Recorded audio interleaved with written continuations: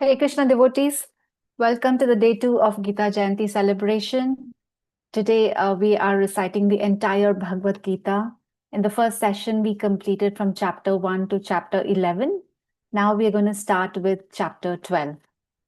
We have Aditi Mataji who will be reciting the verses. Pranay Kriti Mataji, would you like to take over the MC service?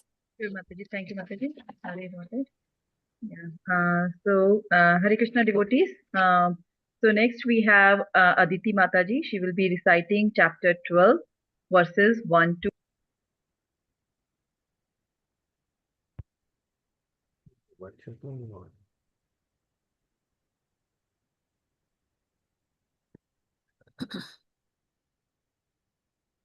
Over to you, Mataji. Aditi Mataji, Hare Krishna. Yes. Om Namo Bhagavate Vasudevaya. Om Namo Bhagavate Vasudevaya. Om Namo Bhagavate Vasudevaya. Arjunuvacha. Evam satatayuktaye bhaktastvam paryupasate. Ye chapya aksharam avyaktam tesham ke yoga vittama. Shri Bhagavanuvacha.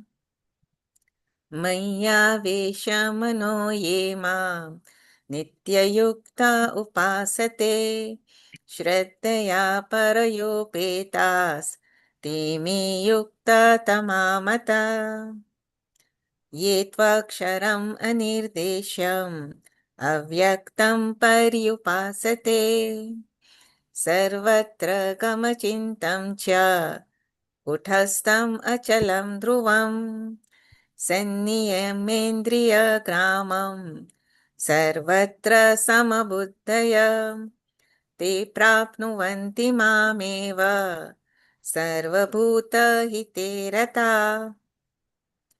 क्लेशोऽधिकतरस्तेषाम् अव्यक्तसक्तचेतसाम् अव्यक्ता हि गतिर्दुःखम् देववाप्तिरवाप्यते ये तु सर्वाणि कर्माणि मयि सन्न्यस्य मत्परः अनयेनैव योगेन मां ध्यायन्ते उपासते तेषाम् अहं समुद्धर्ता मृत्युसंसारसागरात् भवामि नाचिरात् पार्थ मय्यावेशितचेतसाम् मय्येवामन आदस्त्व मयि बुद्धिं निवेशय निवशिष्यसि मय्येव अत ऊर्ध्वं न संशय अथ चित्तं समाधातु न शक्नोषि मयि स्थिरम् अभ्यासायोगेन तातो माम् इच्छाप्तं धनञ्जय अभ्यासापि समर्थोऽसि मत्कर्म परमा भव मदर्थम् अपि कर्माणि कुर्वन् सिद्धिम् अवाप्यसि अथैतदपि असाक्षोऽसि कर्तुं मद् योगम् अर्षित सर्वकर्मफलत्यागं तथा कुर यथात्ममान् श्रेयो हि ज्ञानमभ्यासात् ज्ञानाध्यानं विशिष्यते ध्यानात् कर्मफलत्यागाच्चान्तिरनन्तरम् अद्वेष्टा सर्वभूतानां मैत्रकरुण एव च निर्ममो निरहङ्कार समदुःखसुखशमी सन्तुष्ट सततं योगी यतात्मा दृढनिश्चय मयार्पित मनो बुद्धिर्यो मद्भक्त स मे प्रिय यस्मानो द्विजते लोको लोकानो द्विजते च य हर्षमर्षभयोद्वेगैर्मुक्तो य स च मे प्रिय अनेपेक्ष शुचिर्दक्षा उदासीनो गतव्यथा सर्वारम्भा परित्यागी यो मद्भक्त समे प्रिय यो न हर्षति न द्वेषति न शोचति न काङ्क्षति शुभाशुभ परित्यागी भक्तिमान्य समे प्रिय समशत्रु च मित्रे च तथा मानापमानय शीतोषणसुखदुःखेषु समसङ्गा विवर्जित तुल्यनिन्दास्तुतिर्मौनी सन्तुष्ट येन केनचित् अनिकेतस्थिरामतिर्भक्तिमान् मे प्रियो नर ये तु धर्ममृतम् इदं यथोक्तं पर्युपासते श्रद्धया श्रद्धनामन मत्परमा भक्तास्तेतिव मे प्रिया. Thank you so much, Mataji. Very nicely reciting the chapter 12. Now we have Kamal Prabhuji. He will be doing the translations of chapter 12, all the verses here, devotional service chapter.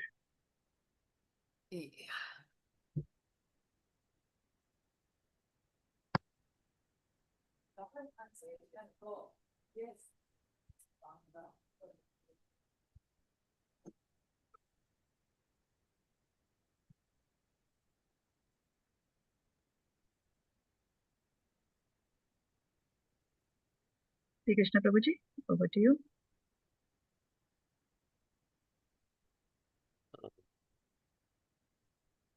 Translation, text 1 translation. Arjuna inquired, which are considered to be more perfect? Those who are always properly engaged in your devotional service, or those who worship the impersonal Brahman, the unmanifested? The Supreme Personality of Godhead said, those who fix their minds on my personal form and are always engaged in worshipping me with great and transcendental faith are considered by me to be most perfect. But those who fully worship the unmanifested, that which lies beyond the perception of the senses, the all-pervading, inconceivable, unchanging, fixed and immovable, the impersonal conception of the absolute truth, by controlling the various senses and being equally disposed to everyone, such persons engaged in the welfare of all at last achieve me. For those whose minds are attached to the unmanifested, impersonal feature of the Supreme, advancement is very troublesome. To make progress in that discipline is always difficult for those who are embodied. But those who worship me, giving up all their activities unto me and being devoted to me without deviation, engaged in devotional service and always meditating upon me, having fixed their minds upon me, O son of Pritha, for them I am the swift deliverer from the ocean of birth and death.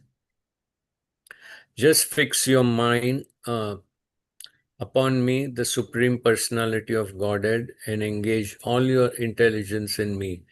Thus you will live in me always without a doubt.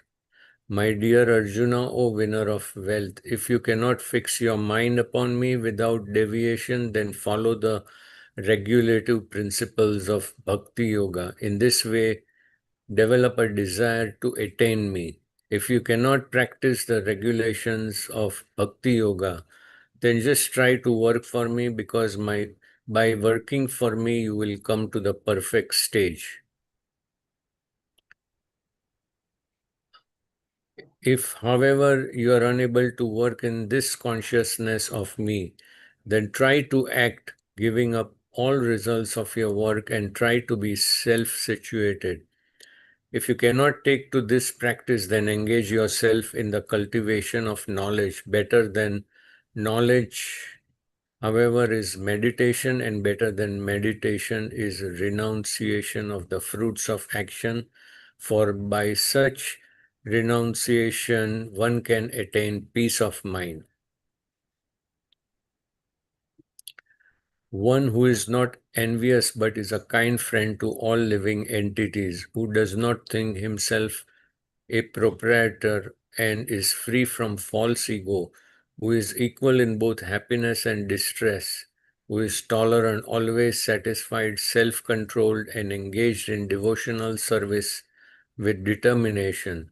His mind and intelligence fixed on me, such a devotee of mine is very dear to me. He by whom no one is put into difficulty and who is not disturbed by anyone, who is equipoised in happiness and distress, fear and anxiety is very dear to me. My devotee who is not dependent on the ordinary course of activities, who is pure expert without cares, free from all pains and not striving for some result is very dear to me. One who neither rejoices nor grieves, who neither laments nor desires, and who renounces both auspicious and inauspicious things, such a devotee is very dear to me. One who is equal to friends and enemies, who is equipoised in honor and dishonor, heat and cold, happiness and distress, fame and infamy, who is always free from contaminating association, always silent and satisfied with anything, who doesn't care for any residence, who is fixed in knowledge, and who is engaged in devotional service, such a person is very dear to me. Those who follow this imperishable path of devotional service and who completely engage themselves with faith, making me the supreme goal, are very, very dear to me. Thank you so much, Prabhuji. That was very nicely. Thank you. And now, next we have, so Sundar Madhav Prabhuji and Prabhuji. So we completed the first, the 12th chapter now. And now Sundar Madhav Prabhuji is going to give the summary of the remaining chapters, that is chapter 13 to 18. Hare Krishna Prabhuji, over to you. I will stop sharing maybe. Hare Krishna Mataji, you can hear me? Yes, Prabhuji.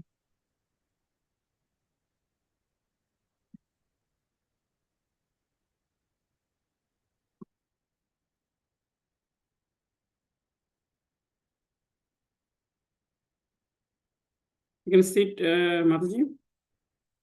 Yes, Prabhuji. Hare Krishna. Om Namo Bhagavate Sri Vasudevaya Namaha. Om Namo Bhagavate Sri Vasudevaya Namaha. Om Namo Bhagavate Sri Vasudevaya Namaha. So as we ended the chapter 12, the last sections we see it's mentioned about the devotional service and the very important one.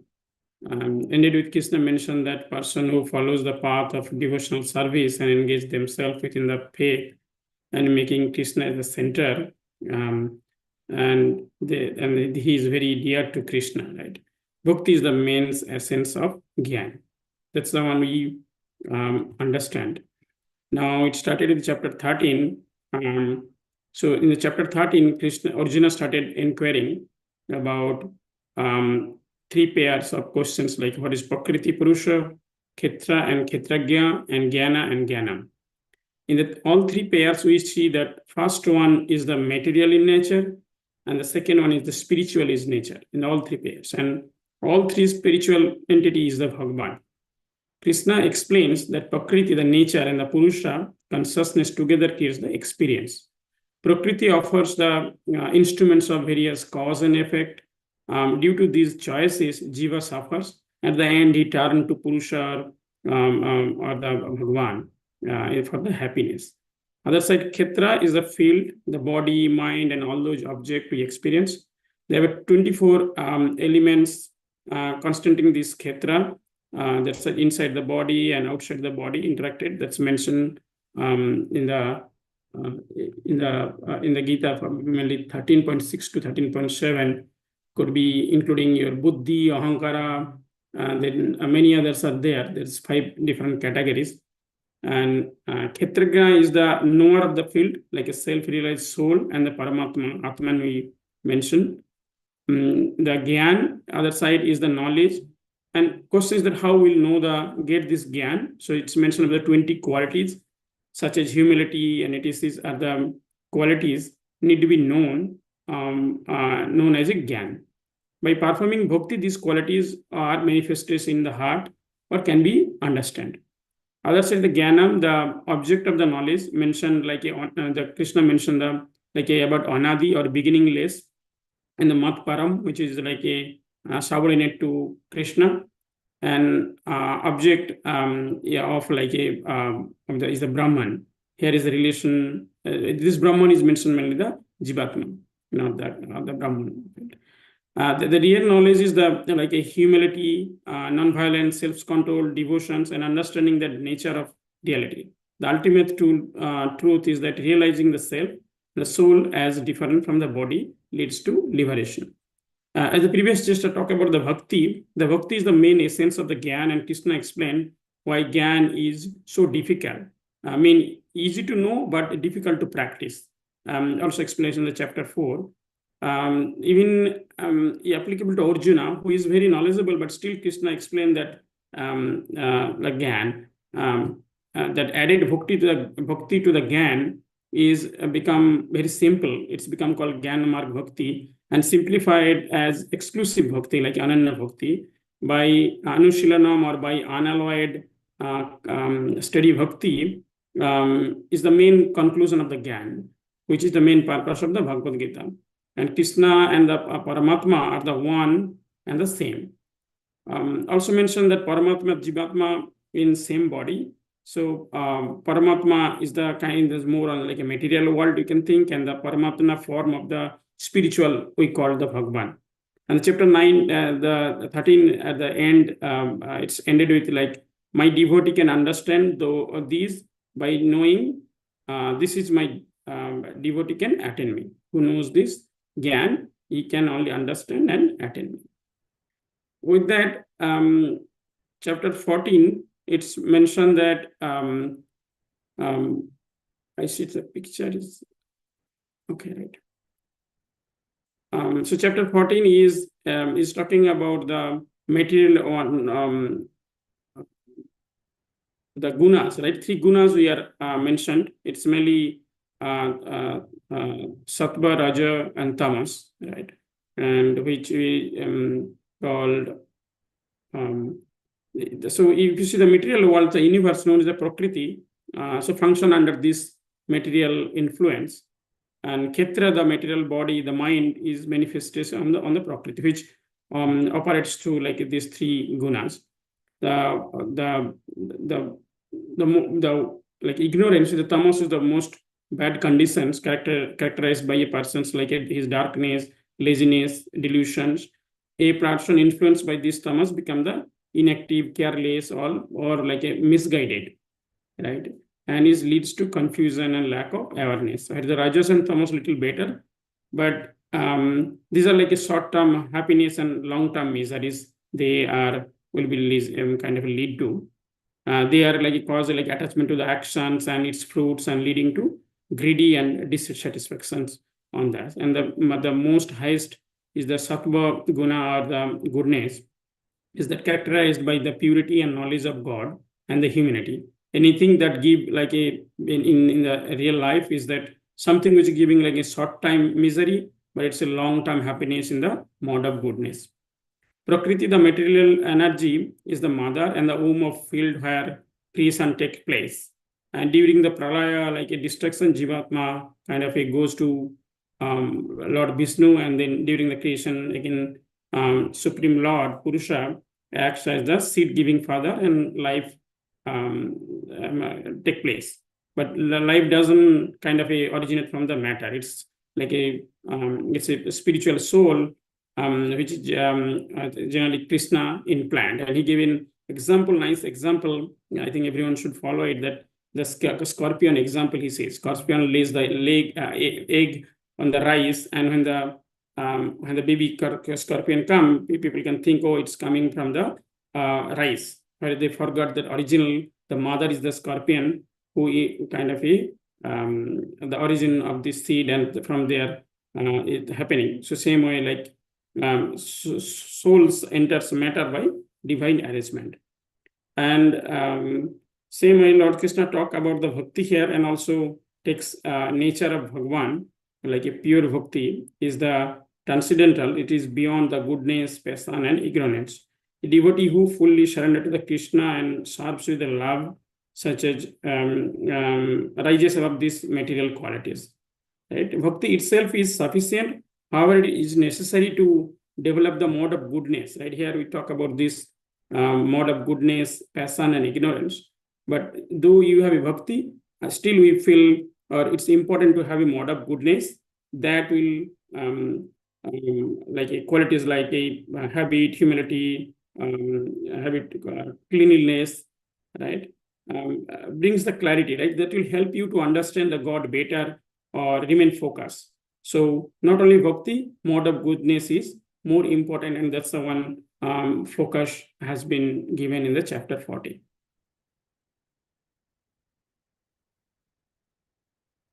Chapter 15 started with like a inverted tree, as you see in the pictures, is the like illusion, right? Represent the material world, which is only the reflection of the spirituality.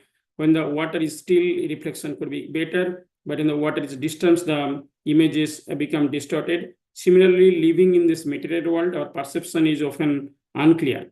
In this world, things like temporary things we use, like a food, house, money, job, right? These are temporary, and also eventually this leads to a misery. If you see carefully, that it's give a happiness, but anything more like money or something give the misery. Material nature is governed by the three gunas we discussed in the previous chapter. He mentioned about the same anadi and remain separated. The material always prefer to stay separated from the spiritual world. The spiritual knowledge, however, is eternal and remain relevant even within the material realm. The Vedas reveals the true nature of the world, like help us to understand the inverted tree, the material world, and then can offer some lasting happiness found in the spiritual world. But that can be understood by the Vedas or the Gita's kind of book. Important to know the three things we should understand from here is that what are the material world? That's what I try to understand from this chapter. Which jiva, like Manusya Loka, is entangled in this or trapped in this material world, which is karma anubandhani, and how to get out of it. Right? So in the following sections, like 15.5, I think 7 and 10, the living entity are entangled or fragmented part of the Krishna from the anadi, taken material body and entangled into the material world, which we call jiva loka. Staying in the mode of ignorance, right? As for example, that's we take an example, and struggling very hard to desire material enjoyment using 6 senses, like ear, eyes, tongue, nose, and mind, including mind, and feel that material world is the permanent place. Our senses are so imperfect in the material world that it's a get tap of this, right? Either your tongue is tapped, so you eat more, or you do something, or our nose or mind, something get tapped in illusion of we ended in the illusion in the false position of the prestige. So, and we started going to the like a material goal, instant, and we all are like influenced by the 3 modes of gunas we discussed in the previous chapter. So, and then we started going through the birth of cycle and thence. So hence we call foolish or bimala, and remaining in the material world. Whereas Krishna's desire for jivas is that to come back to his natural place, the permanent to Goloka Dham. Followed by Krishna mentioned that in the this chapter, that humans are the only living beings that have the capacity to understand the truth, right? Through their eyes, which is called Jnanachaksu. Human being, but however, human beings still struggle and remain entangled in this material world. Remember that all material solutions, whatever we try to do, could be good car, house, and everything. It's make an ultimately temporary and ultimately can fail. That's how we call. So things to understand from here is that Krishna is the supreme source. Anyone who know Lord Krishna is the supreme person is actually the knower of everything. A true knowledge lead so that we can say that is the highest spiritual practice we need to follow. The true knowledge leads naturally to a bhava bhakti, and what we should do, what should we do, or what to do that Krishna will be happy. That should be our ultimate goal. So the takeaway from here is that the devotion to God is the universal spiritual path. In chapter 16, it's explained the divine qualities that leads ultimately to the liberation. Bhagwan also explained the demonic qualities, and also which drives the one to the lower planet or ultimately to hell. Krishna assured us through Arjuna that we should practice divine qualities and not demonic qualities. Krishna first described the 64 divine qualities fearless, purity of heart, compassion, truthfulness, so and so. And then he mentioned about the six demonic qualities like pride, anger, arrogance, and ignorance, and one more.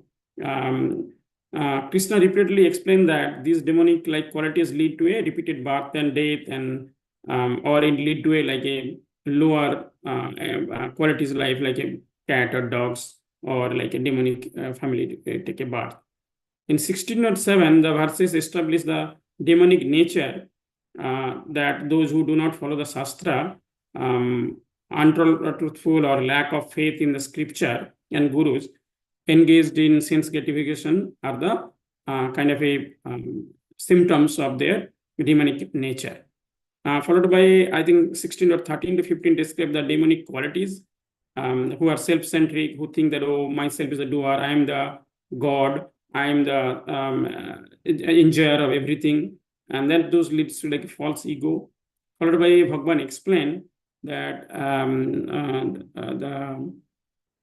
that soul will degrade it, right? It's and entangled into the demonic mentality you will create, which will create the three things like lust, anger, and greed. So it's important to give up and or control these degraded qualities and act for purification under the guidance of guru and bona fide gurus and shastras, or also could be additionally like a association with Krishna's devotees. So learning from this chapter is that at least rise above the mode of goodness and understand the path of Supreme Lord. And important to elevate a higher stage in the guidance of proper bona fide spiritual master is important. So now in chapter 17, it's mentioned that who follows with the faith that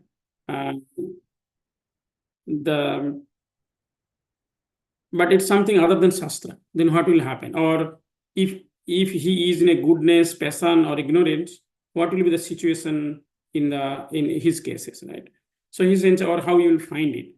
So it's mentioned, beginning it started, Krishna explained that if you, as for example, it could be like you worship, and Arjuna asked about situation, one who do the worship, and but not according to the Shastra, what will happen? The Krishna replies that one who does not follow the Shastra, that person worship according to his belief or faith.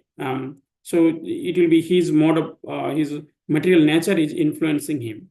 In the case of food, also he mentioned even easiest way to discover a person situated under by a mode of observing the food he eats. Krishna described that food the way you eat the food, right? It could be easy to find out whether mode of goodness or passion or ignorance you are doing. Same example I begin for the sacrifice in the 17.11 to 13, that when you're doing sacrifice, if you're doing dutifully, it's a mood of goodness. When you're doing fruitively, asking for some benediction or kind of a other way, you are kind of mutual understanding, making a negotiation with the God, then it's maybe for passion, right? And then when you're doing unfaithfully just for sake of doing it, someone asks and doing it, it's going to be a mode of ignorance. And the same way he's saying that when you're doing austerities, it will be easy to find out whether bodily or just doing for speech or just from the mind. Based on that, it will be defined goodness, passion, or ignorance. And charity cases also, he mentioned that the way you charity, based on which mode you are doing the charity, result will be differ accordingly. The conclusion is that it should be like a mode of Om Tat Sat, like all activities are contaminated by the three modes that we understand. However, these dictates the opposite by acting, how you act on it. Even within the mode of nature, the Krishna's service should be that, okay, it should be made for Krishna. Krishna is the ultimate. Without any transcendental goal. Then they are kind of going into the next life. Will be continuing those results.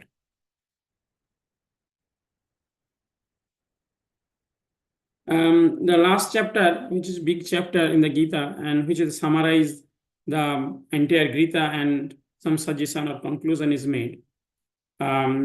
So it is Krishna's prescribed to us through the Arjuna that how renounce the fruit of work, not work itself, right? And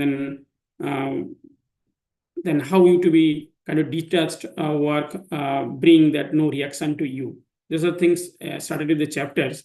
Chapter 1, the verses 1 to 12, the first 13 verses summarize, 12 verses summarizes the chapter 1 to 6, which is karma. The true sannyasi does not renounce his activities, but the detachment from their fruits, right? Krishna also concluded like sannyasi and tyag logically could be the same, and the same way 13 to 18.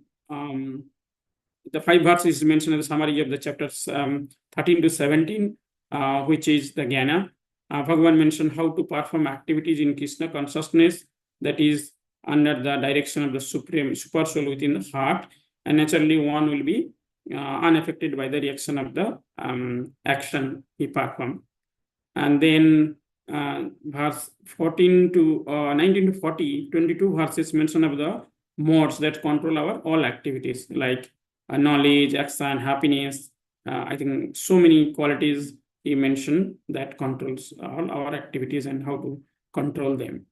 And 41 to 48, Sankhya to Niskarma Karma Yoga, freedom from reaction of the duties, like all were controlled by the 3 modes, and how to be free from the reactions of these activities by under the 4 Varnashrama. We should take the shelter that Niskama Karma Yoga while worship the Lord via his work. Like every work you should think is Krishna's work and we should do it. 49 to 55, it's saying the confidential knowledge about the reaction-free work through Jnana Yoga, and a pure devotional service, like on practicing like Niskama Karma Yoga, detached from the work, attain goodness and the knowledge that he is not in this body, right? You have to separate this body and the soul are separate, and then attain the Brahman platform. And 56 to 60, it's mentioned about the pure devotional service. 61 to 63 is mentioned about like surrender to super soul, and 64 to 66 is like a pure devotional service to Krishna. Always think Krishna the center, become Krishna's devotee, worship Krishna, offer all activities into Krishna, and thus come to Krishna. And 67 to 71, he talking about the preaching, one who explained the knowledge of Gita, Shastra to the devotees, and pure devotional service is guaranteed. And that's the way Krishna give the knowledge how to do this. And after hearing Bhagavad Gita, Arjuna, the last is mentioned that, okay, the end that after hearing this Bhagavad Gita, Arjuna is fixed and determined to act according to the Krishna's instruction. And it's mentioned that Sanjaya statically think what is that Krishna is the ultimate, and he can predict the victory of the Arjuna, and Supreme Archer, and Krishna, the master of all mystic. So that's the end of chapter 18 summary. And thank you so much, Prabhuji. Thank you so much. It was really wonderful. You covered all the 6 chapters in a glance, right? So thank you for that. So next we have, now we are going to recite these verses. Next we have Nalini Mataji.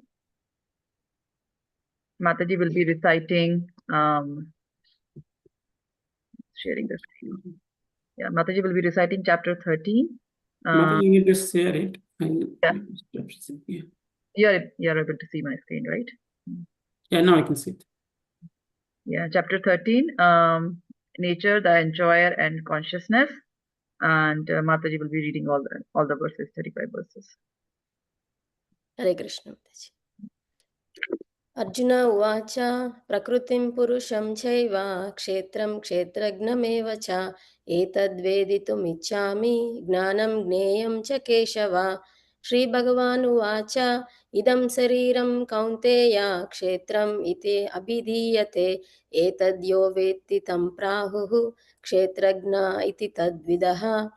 क्षेत्रज्ञं चापि मां विद्धि सर्वक्षेत्रेषु भारत क्षेत्रक्षेत्रज्ञयोर्ज्ञानं यत्तत् ज्ञानं मतं मम तत्क्षेत्रं यच्च यादृक् यद्विकारी यतश्च यत् स च यो यत्प्रभावश्च तत्समासेन मे शृणु ऋषिभिर्बहुधा गीतं छन्दोभिर्विविधैः पृथक् ब्रह्मसूत्रापदैश्चैव हेतुमद्भिर्विनिश्चितैः महाभूतानि अहङ्कारो बुद्धिरव्यक्तमेव च इन्द्रियाणि दशैकं च पञ्चचेन्द्रियगोचराः इच्छाद्वेषा सुखं दुःखं सङ्गातश्चेतना धृतिः एतत् क्षेत्रं समासेन सविकारम् उदाहृतम् अमानित्वम् अडम्बित्वम् अहिंसा क्षान्तिरार्जवम् आचार्योपासनं शौचं स्थैर्यम् आत्मविनिग्रहः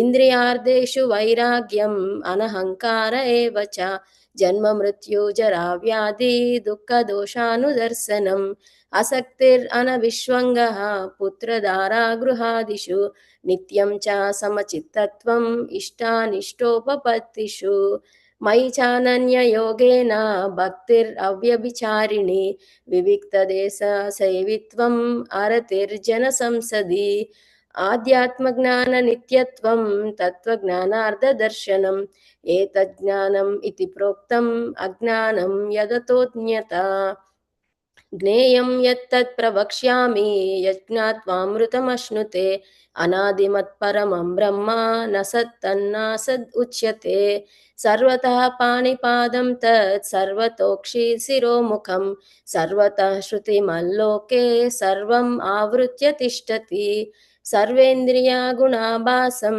सर्वेन्द्रियविवर्जितम् असक्तं सर्वभृच्चैव निर्गुणं गुणभोक्तृ च बहिरन्तश्च भूतानाम् अचरं चरमेव च सूक्ष्मत्वात् तद् अभिज्ञेयं दूरस्थं चान्तिके च तत् अविभक्तं च भूतेषु विभक्तम् इव च स्थितं भूतभर्तृश्च तज्ज्ञेयं ग्रसिष्णु प्रभविष्णु च ज्योतिषामपि तज्ज्योतिस्तमसः परमुच्यते ज्ञानं ज्ञेयं ज्ञानगम्यं हृदि सर्वस्य विष्ठितम् इति क्षेत्रं तथा ज्ञानं ज्ञेयं चोक्तं समासतः मद्भक्ता एतद्विज्ञाय मद्भावावयोपपद्यते प्रकृतिं पुरुषं चैव विद्यानादिबुभावपि विकारांश्च गुणांश्चैव विद्धि प्रकृतिसम्भवान् कार्यकारणकर्तृत्वे हेतुः प्रकृतिरुच्यते पुरुषः सुखदुःखानां भोक्तृत्वे हेतुरुच्यते पुरुषः प्रकृतिस्थोऽस्ति स्तो हि भुङ्क्ते प्रकृतिजान् गुणान् कारणं गुणसङ्गोऽस्य स असद्योनिजन्मसु उपद्रष्टानुमन्ता च भर्ता भोक्ता महेश्वरः परमात्मेति चाप्युक्तो देहेऽस्मिन् पुरुषः परः य एवं वेत्ति पुरुषं प्रकृतिं च गुणैः सह सर्वदा वर्तमानोऽपि न स भूयोऽभिजायते ध्यानेत्मानि पश्यन्ति केचिदात्मनमात्मना अन्ये साङ्ख्येन योगेन कर्मयोगेन चापरे अन्ये त्वेवम् अजानन्त श्रुत्वान्येभ्य उपासते तेऽपि चातितरन्त्येव मृत्युं श्रुतिपरायणाः यावत् सञ्जायते किञ्चित् सत्त्वं स्थावरजङ्गमं क्षेत्रक्षेत्रज्ञसंयोगात् तद्विद्धि भरतर्षभ समं सर्वेषु भूतेषु तिष्ठन्तं परमेश्वरं विनश्यत्स्व अविनश्यन्तं यः पश्यति च पश्यति समं पश्यन् हि सर्वत्र समवस्थितमीश्वरं न हिनस्ति आत्मानात्मानं ततो याति परां गतिं प्रकृतैव च कर्माणि क्रियमाणानि सर्वशः यः पश्यति तथात्मानम् अकर्तारं स पश्यति यदा भूता पृथग्भावम् एकस्तम् अनुपश्यति तत एव च विस्तारं ब्रह्म सम्पद्यते तदा अनादित्वान् निर्गुणत्वात् परमात्मायम् अव्ययः शरीरस्थोऽपि कौन्तेय न करोति न लिप्यते यथा सर्वगतं सौक्ष्म्यात् आकाशं नोपलिप्यते सर्वत्रावस्थितो देहे तथात्मानोपलिप्यते यथा प्रकाशयति एकः कृत्स्नं लोकम् इमं रविः क्षेत्रं क्षेत्री तथा कृत्स्नं प्रकाशयति भारत क्षेत्रक्षेत्रज्ञयोरेवम् अन्तरं ज्ञानचक्षुषा भूतप्रकृति मोक्षं च ये विदुर्यान्ति ते परम् हरे Krishna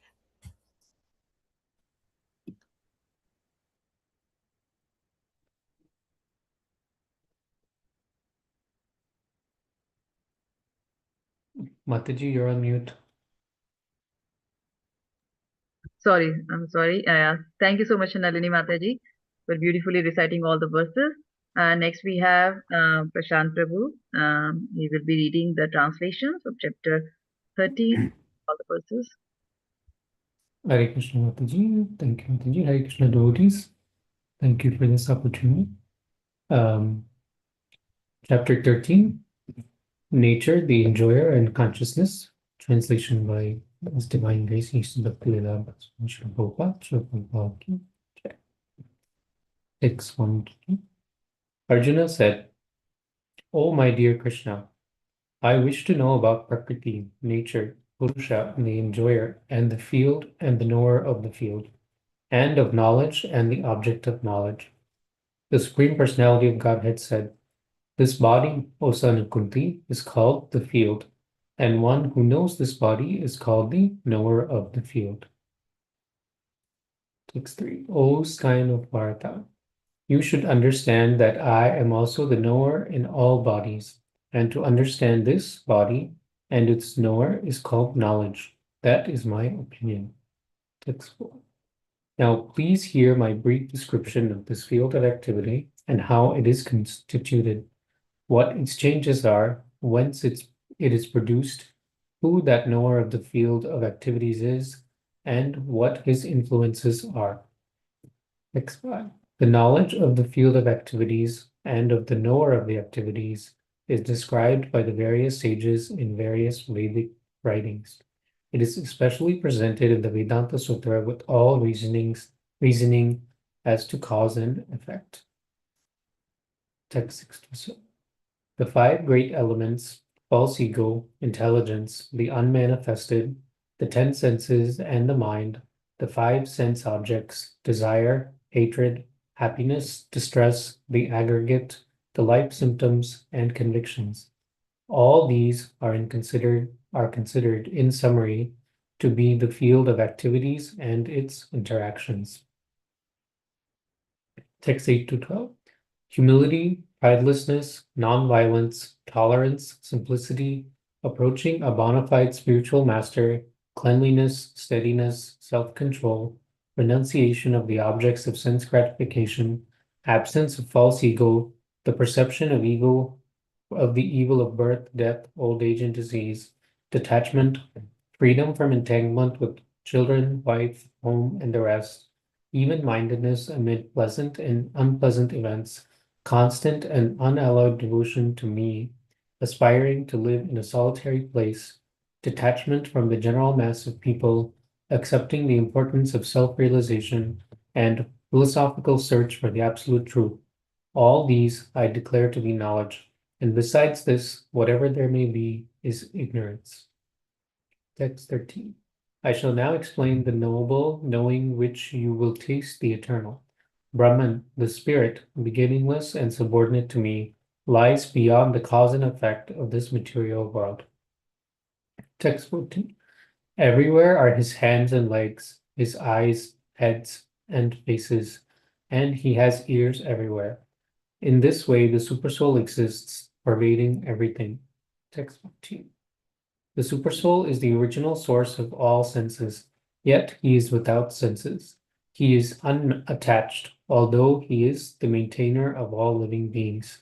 He transcends the modes of nature, and at the same time, he is the master of all the modes of material nature. Text 16.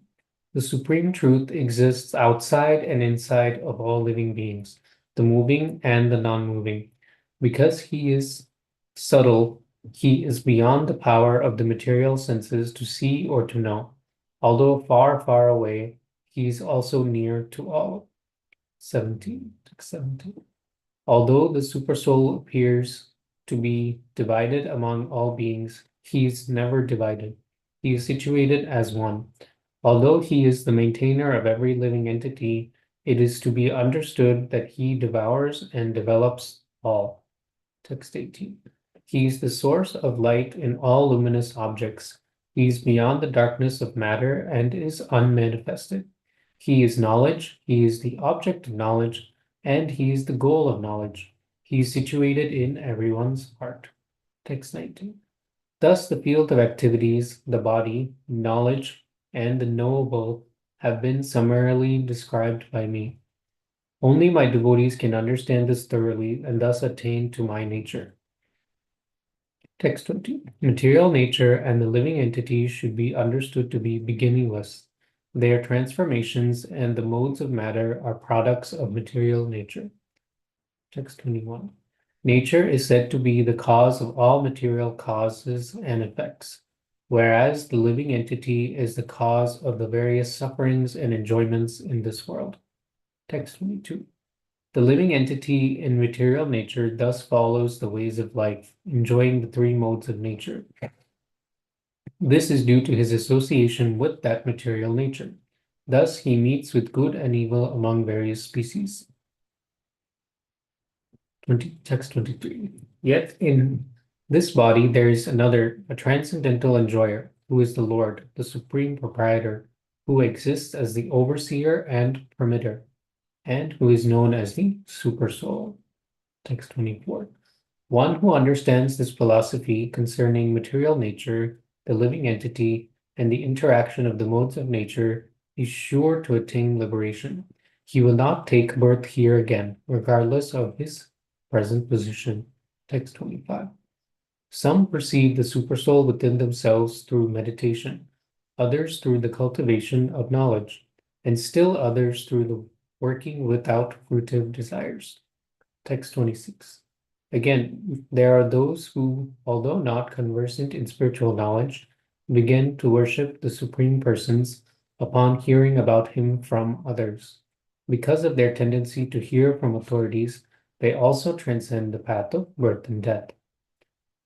Text 27. O chief of the Bharatas, know that whatever you see in existence, both the moving and the non-moving, is only a combination of the field of activities and the knower of the field.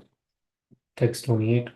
One who sees the Supersoul accompanying the individual soul in all bodies, and who understands that neither the soul nor the Supersoul within the destructible body is ever destroyed, actually sees. Text 29.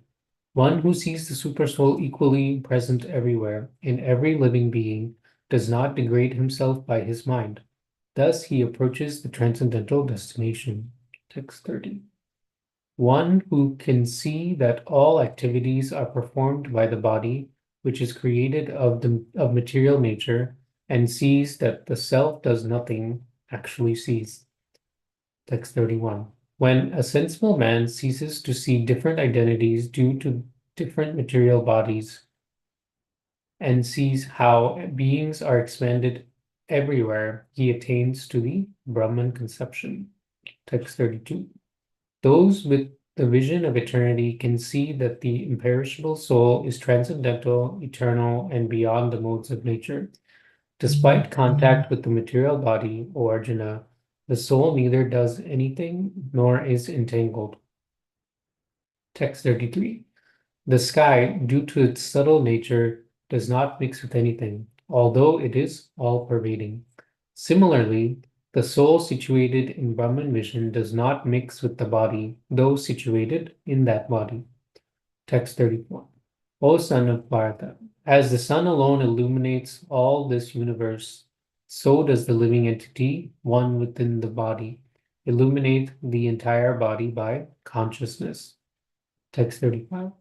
Those who see with eyes of knowledge the difference between the body and the knower of the body, and can also understand the process of liberation from bondage in material nature, attain to the supreme goal.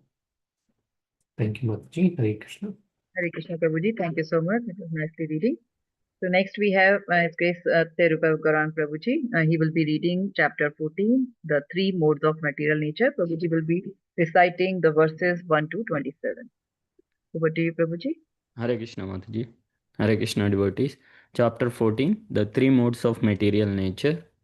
Sri Bhagavanuvacha Param Bhuya Pravakshami Gnananam Gnanamuttamam Yagnatva Munaya Sarve Param Siddhimito Gataha Idam Gnanamupasritya Mama Shraddha Sadharmyam Agataha Sargepi Nopajayante Pralayena व्यतन्ति च मम योनिर्महद्ब्रह्मा तस्मिन् गर्भं ददाम्यहं सम्भवः सर्वभूतानां ततो भवति भारत सर्वयोनिषु कौन्तेय मूर्तयः सम्भवन्ति याः तासां ब्रह्ममहद्योनिरहं बीजप्रदापिता सत्वं रजस्तम इति गुणा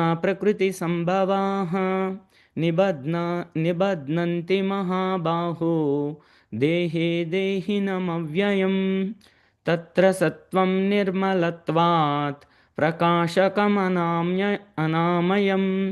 सुखसङ्गेन बध्नाति ज्ञानसङ्गेन चानगा रजोरागात्मकं विद्धि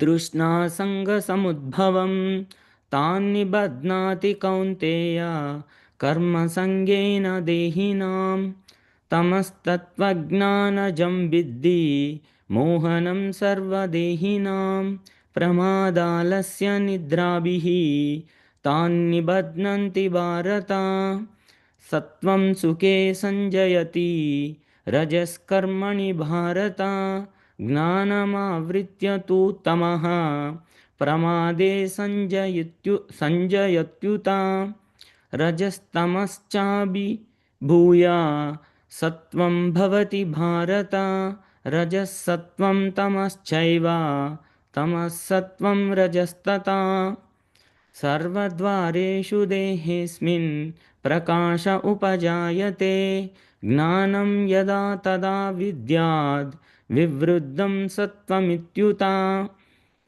लोभप्रवृत्तिरारम्भः कर्माणम् अशमात् स्पृहा राजस्येतानि जायन्ते विवृद्धे भरतर्षभ अप्रकाशो प्रवृत्तिश्च प्रमादो मोह एव च तामस्येतानि जायन्ते विवृद्धे कुरु नन्दन यदा सत्त्वे प्रवृद्धे तु प्रलयं याति देहभृत् तदोत्तमविदं लोकान् अमलान् प्रतिपद्यते राजसी प्रलयं गत्वा कर्मसङ्गिषु जायते तथा प्रलीनस्तमसि मूढयोनिषु जायते कर्मणा सुकृतस्याहुः सात्विकं निर्मलं फलं रजसस्तु फलं दुःखम् अज्ञानं तामसः फलं सत्त्वात् संजायते ज्ञानं रजसो लोभ एव च प्रमादामोहौ तमसः भवतो ज्ञानमेव च ऊर्ध्वं गच्छन्ति सत्त्वस्ता मध्ये तिष्ठति राजसा जागन्या गुणवृत्तिस्ता अधो गच्छन्ति तामसाः नान्यं गुणेभ्यः कर्तारं यदा द्रष्टानुपश्यति गुणेभ्यश्च परं वेत्ति मद्भावं सोऽधिगच्छति गुणानेतान् अतीत्रित्रीन् देही देहसमुद्भवान् जन्म मृत्युजरा दुःखैर्विमुक्तोऽमृतम् अश्नुते अर्जुन उवाच कैर्लिङ्गैस्त्रीन् गुणानेतान् अतीतो भवति प्रभो किम् आचारकतं चैत्तां त्रीन् गुणान् अतिवर्तते श्रीभगवानुवाच प्रकाशं च प्रवृत्तिं च मोहमेव च पाण्डव न द्वेष्टि सम्प्रवृत्तानि न निवृत्तानि काङ्क्षिति उदासीनवदासीनः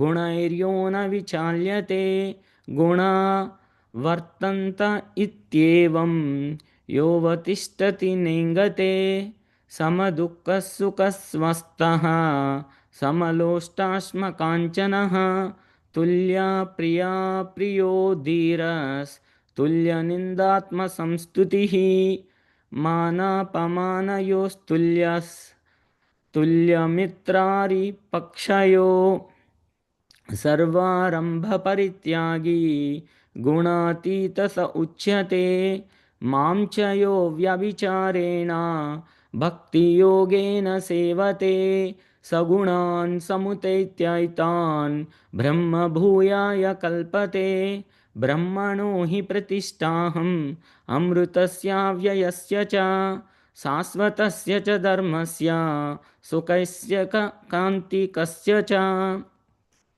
Hare Krishna Mataji. Hare Krishna Prabhuji, thank you. That was very nicely done. So I think I will hand it over to Prashant Prabhuji if you're ready. Hare Krishna Mataji, yes. Thank you, Prabhuji. Hare Krishna. Let me share 1 second.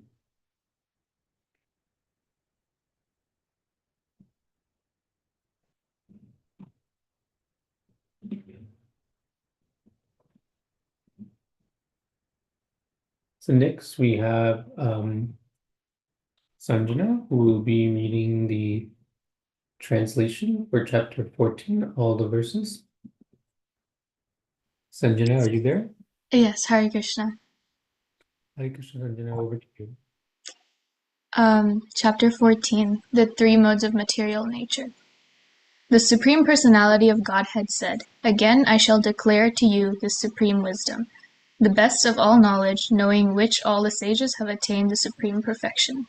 By becoming fixed in this knowledge, one can attain the transcendental nature like my own. Thus established, one is not born at the time of creation or disturbed at the time of dissolution. The total material substance called Brahman is the source of birth, and it is that Brahman that I impregnate, making possible the births of all living beings, O son of Bharata. It should be understood that all species of life, O son of Kunti, are made possible by birth in this material nature, and that I am the seed-giving father. Material nature consists of three modes: goodness, passion, and ignorance. When the eternal living entity comes in contact with nature, O mighty armed Arjuna, he becomes conditioned by these modes. O sinless one, the mode of goodness, being purer than the others, is illuminating, and it frees one from all sinful reactions. Those situated in that mode become conditioned by a sense of happiness and knowledge. The mode of passion is born of unlimited desires and longings, O son of Kunti, and because of this, the embodied living entity is bound to material fruitive actions. O son of Bharata, know that the mode of darkness born to ignorance and is the delusion of all embodied living entities. The result of this mode are madness, indolence, and sleep, which bind the conditioned soul. O son of Bharata, the mode of goodness conditions one to happiness, passion conditions one to fruitive action, and ignorance covering one's knowledge binds one to madness. Sometimes the modes of goodness becomes prominent, defeating the mode of passion and ignorance. O son of Bharata, sometimes the mode of passion defeats goodness and ignorance, and at the other times ignorance defeats goodness and passion.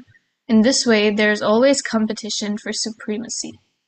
The manifestation of the mode of goodness can be experienced when all the gates of the body are illuminated by knowledge. O chief of the Bharatas, when there is an increase in the mode of passion, the symptoms of great attachment, fruitive activity, intense endeavor, and uncontrollable desire and hankering develop.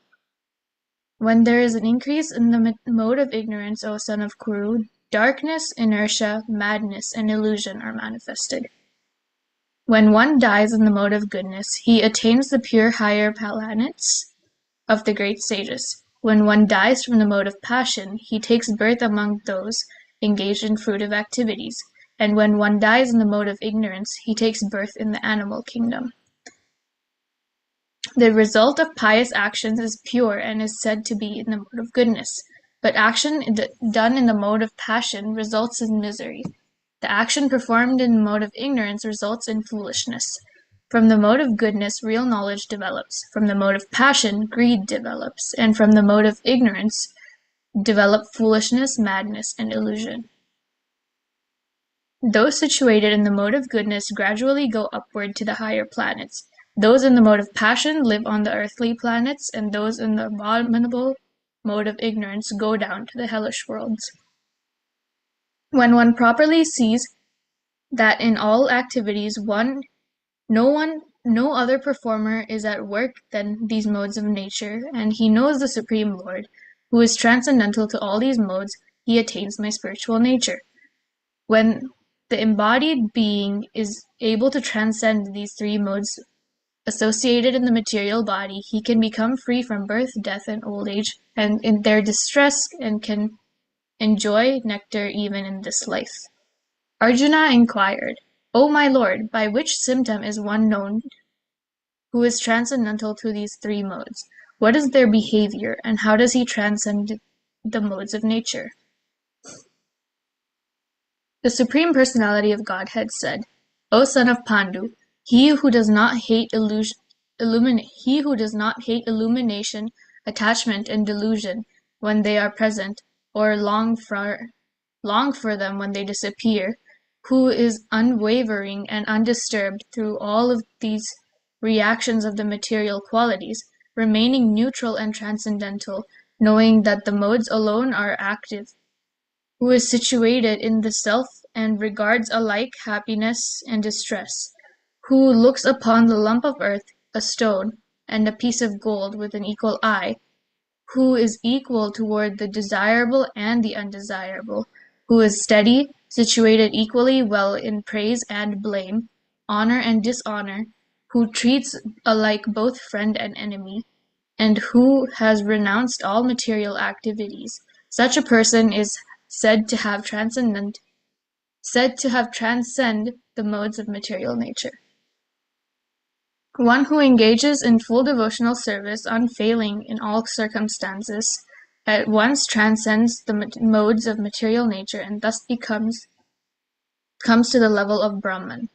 And I am the basis of the impersonal Brahman, which is immortal, imperishable, and eternal, and is the constitutional position of ultimate happiness. Hare Krishna. Hare Krishna, Sanjana, thank you so much for reading the translation nicely. Next, we will go to chapter 15. Chapter 15 is the Yoga of the Supreme Person, and Her Grace Vasamai Mataji will be reading the Sanskrit verses.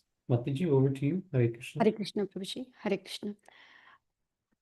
अथ पञ्चदशोऽध्यायः पुरुषोत्तमप्राप्तियोगः श्रीभगवानुवाच ऊर्ध्वमूलमदशाखम् अश्वत्थं प्राहुरव्ययं छन्दांसि यस्य पर्णानि यस्तं वेद स वेदवित् अधश्चोर्ध्वं प्रसृतस्य शाखां गुणा प्रवृद्धा विषया प्रवाला अधश्च मूल्यानि अनुसन्ततानि कर्मानुबन्धीनि मनुष्यलोके न रूपमस्येष लभ्यते नान्तो न चादिर्न च सम्प्रतिष्ठा अश्वत्थमेनं सुविरूढमूलम् अशङ्गशस्त्रेण दृढेन चित्वा ततः पदं ततः परमाङ्गितव्यं यस्मिन् गता निर्वर्तन्ति भूयः तमेव चाद्यं पुरुषं प्रपद्ये यथा प्रवृत्ति प्रसृता पुराणी निर्माणमोहाजितसङ्गदोषा आध्यात्मनित्या विनिवृत्तकामाः द्वन्द्वैर्विमुक्ता सुखदुःखसंज्ञैर्गच्छन्त्यमूढा पदमव्ययं तत् न तद्भाषयते सूर्यः न शशाङ्को न पावकः यद्गत्वा न निवर्तन्ते तद्धाम परमं मम ममैवांशो जीवलोके जीवभूतः सनातनः मनश्शस्त्राणीन्द्रियाणि प्रकृतिस्थानि कर्षति शरीरं यदवाप्नोति यच्चाप्युत्क्रमतीश्वरः गृहीत्वैतानि संयाति वायुर्गन्धानि वाशयत् श्रोत्रं चक्षुः स्पर्शनं च रसनं ग्रहाणमेव च अधिष्ठाय मनश्चायं विषयानुपसेवते उत्क्रामन्तं स्थितं वापि भुञ्जानं वा गुणान्वितं विमूढानानुपश्यन्ति पश्यन्ति ज्ञानचक्षुषः यतन्तो योगिनश्चैनं पश्यन्त्यात्मन्यवस्थितं यतन्तोऽप्यति अक्रात्मानः नैनं पश्यन्त्यचेतसः यदादित्यगतं तेजः जगद्भाषयतेऽखिलं यच्चन्द्रमासि यच्छाग्नौ तत्तेजो विद्धि मामकम् गामाविश्य च भूतानि धारयाम्यहमोजसा पुष्णामि चौषधि सर्वाः सोमो भूत्वा रसात्मकः अहं वैश्वानरो भूत्वा प्राणिनां देहमाश्रितः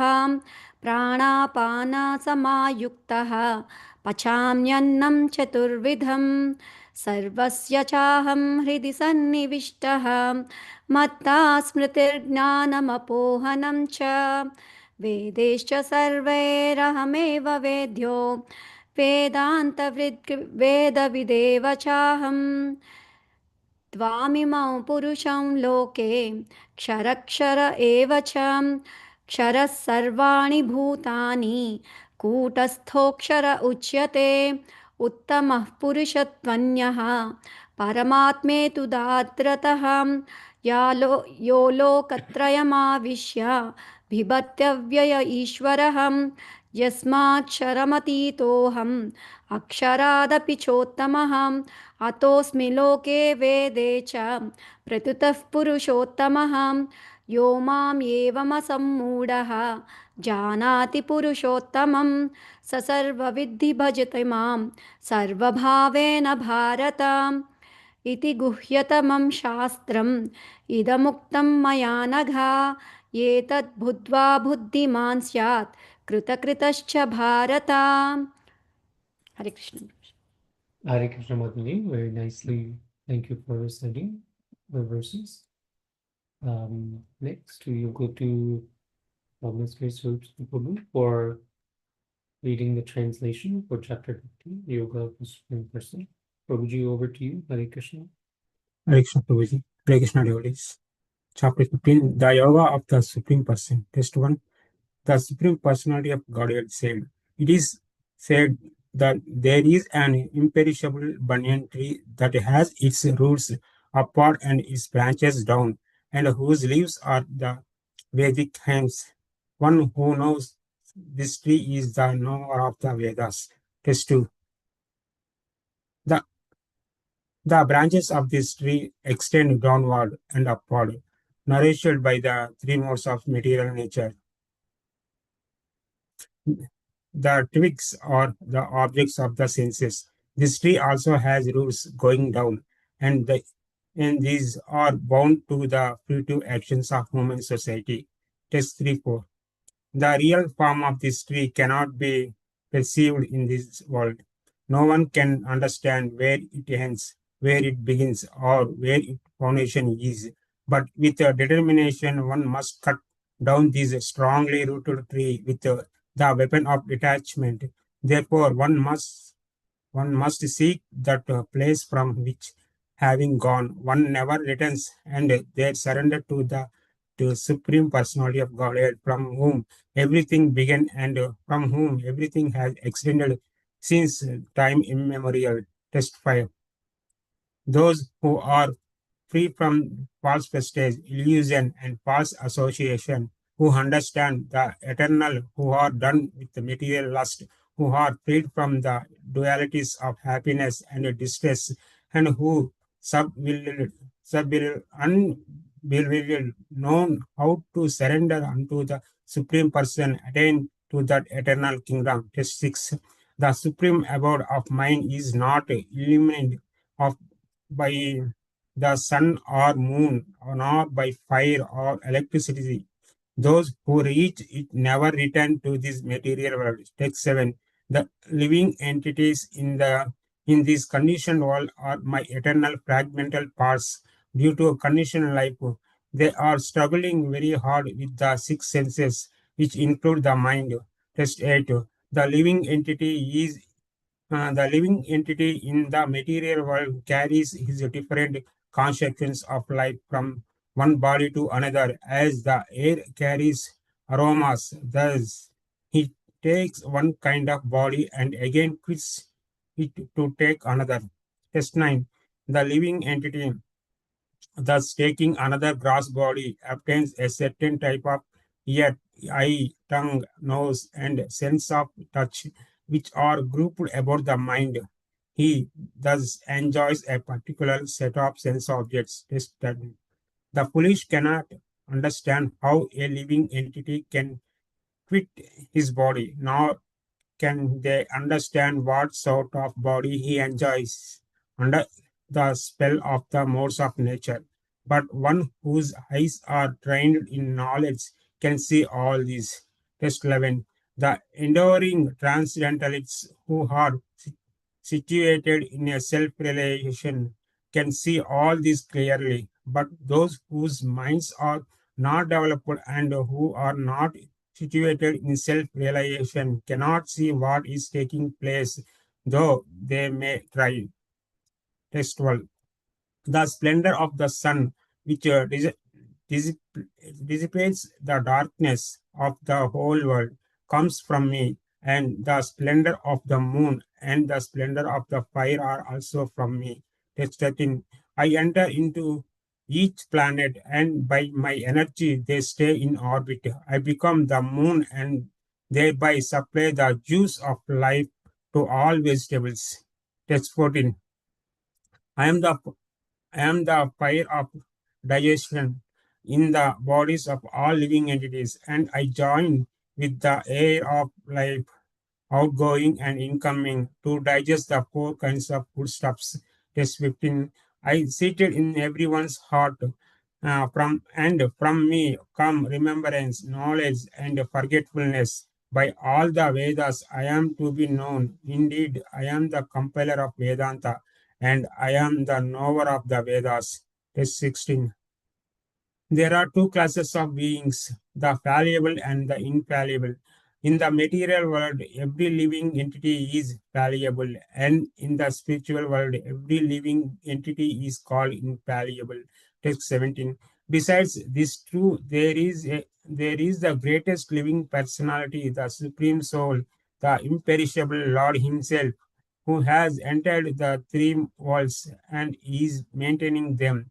Text 18. Because I am transcendental, beyond both the fallible and the infallible, and because I am the greatest, I am celebrated both in the world and in the Vedas as the supreme person.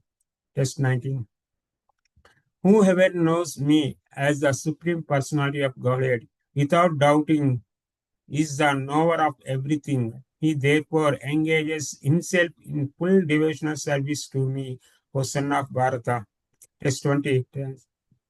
This is the most confidential part of the Vedic scriptures, O sinless one, and it is disclosed now by me. Whoever understands this will become wise, and his endeavors will know perfection. Hare Krishna. Thank you, Prabhu.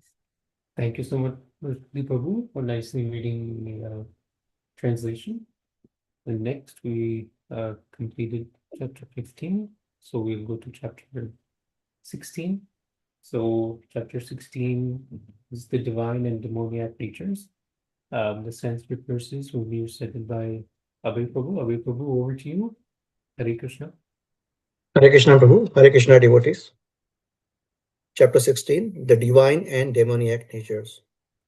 Shri Bhagavan Uvacha Abhayam Sattva Samshuddhir Jnana Yoga Vyavastitihi Danam Damasacha Yajnascha Swadhyaya Stapa Arjavam Ahimsa Satyamo Krodhas Tyagaha Shantirapaishunam Daya Bhuteshvalo Lupvam Madhavam Veerachapalam Tejah Kshama Dhrutiः Shaucham अद्रोहो नातिमानिता भवन्ति सम्पदं दैवीम् अभिजातस्य भारता दम्भो दर्पोऽभिमानश्च क्रोधः पारुष्यमेव च अज्ञानं चाभिजातस्य पार्थः सम्पदमासुरीं दैवी सम्पदविमोक्षाय निबन्धायासुरीमता मा शुचः सम्पदं दैवीम्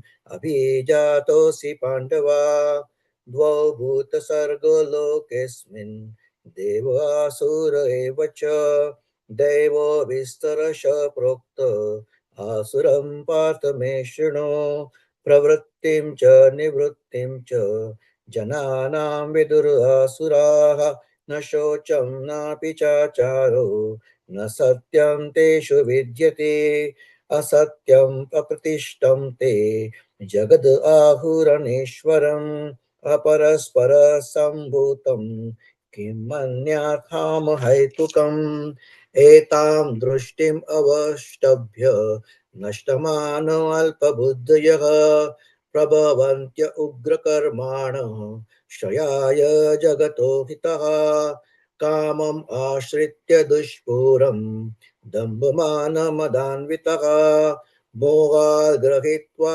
सदुर्हान् प्रवर्तन्ते शुचिव्रतः चिन्ताम् अपरिमेयं च प्रलयान्तम् उपाश्रितः कामोपभोगपरमा एतावद् इति निश्चितः आशापाशशतैर्बद्धा कामक्रोधपरायणः इहन्ते कामभोगार्थम् अन्यायनार्थसञ्चयान् इदम् आद्य मया लब्धम् इमे प्राप्यसे मनोरथम् इदम् अस्तिदम् अपि मे भविष्यति पुनर्धनम् असौ मया हतः शत्रुः हनिष्ये चापरानपि ईश्वरोऽहम् अहं भोगी सिद्धोऽहं बलवान् सुखी आढ्यो अभिजनवानस्मि कौन्यस्ते सदृशो मया यक्षे दास्यामि मोदिष्य इति अज्ञानविमोहितः अनेकचित्तविभ्रान्ता मोहजालसमावृतः प्रसक्ताः कामभोगेषु पतन्ति नरकेषु च आत्मसम्भाविताः स्तब्धाः धनमानमदान्वितः यजन्ते नाम यज्ञस्ते दम्भेन अविधिपूर्वकम् अहङ्कारं बलं दर्पं कामक्रोधं च संश्रिताः माम आत्मपरादेहेषु प्रदिशन्तो अभ्यसूयकः तानहं द्विषतः क्रूरान् संसारेषु नराधमान् क्षिपाम्य अजस्रम अश्रुमान् असुरेष्व एव योनिषु आसुरीं योनिमापन्ना मूढा जन्मनि जन्मनि माम अप्राप्य कौन्तेय ततो यान्त्य अधमं गतिं त्रिविधं नरकस्येदं द्वारं नाशनम् आत्मनः कामः क्रोधास्तथा लोभस्तस्मात् एतत्त्रयं त्यजेत् ऐतैरविमुक्तः कौन्तेय तमोद्वारे स्त्रिभिर्नरः आचरन्त्य आत्मनः श्रेयस्ततो याति परां गतिं यः शास्त्रविदम् उत्सृज्य वर्तते कामकारतः न स सिद्धिम् आप्नोति न सुखं न परां गतिं तस्माच्छास्त्रं प्रमाणं ते कार्याकार्यव्यवस्थितो ज्ञात्वा शास्त्रविधानोक्तं कर्म कर्तुम् इहार्हसि हरे Krishna Hare Krishna Prabhu. Thank you so much for the recitation.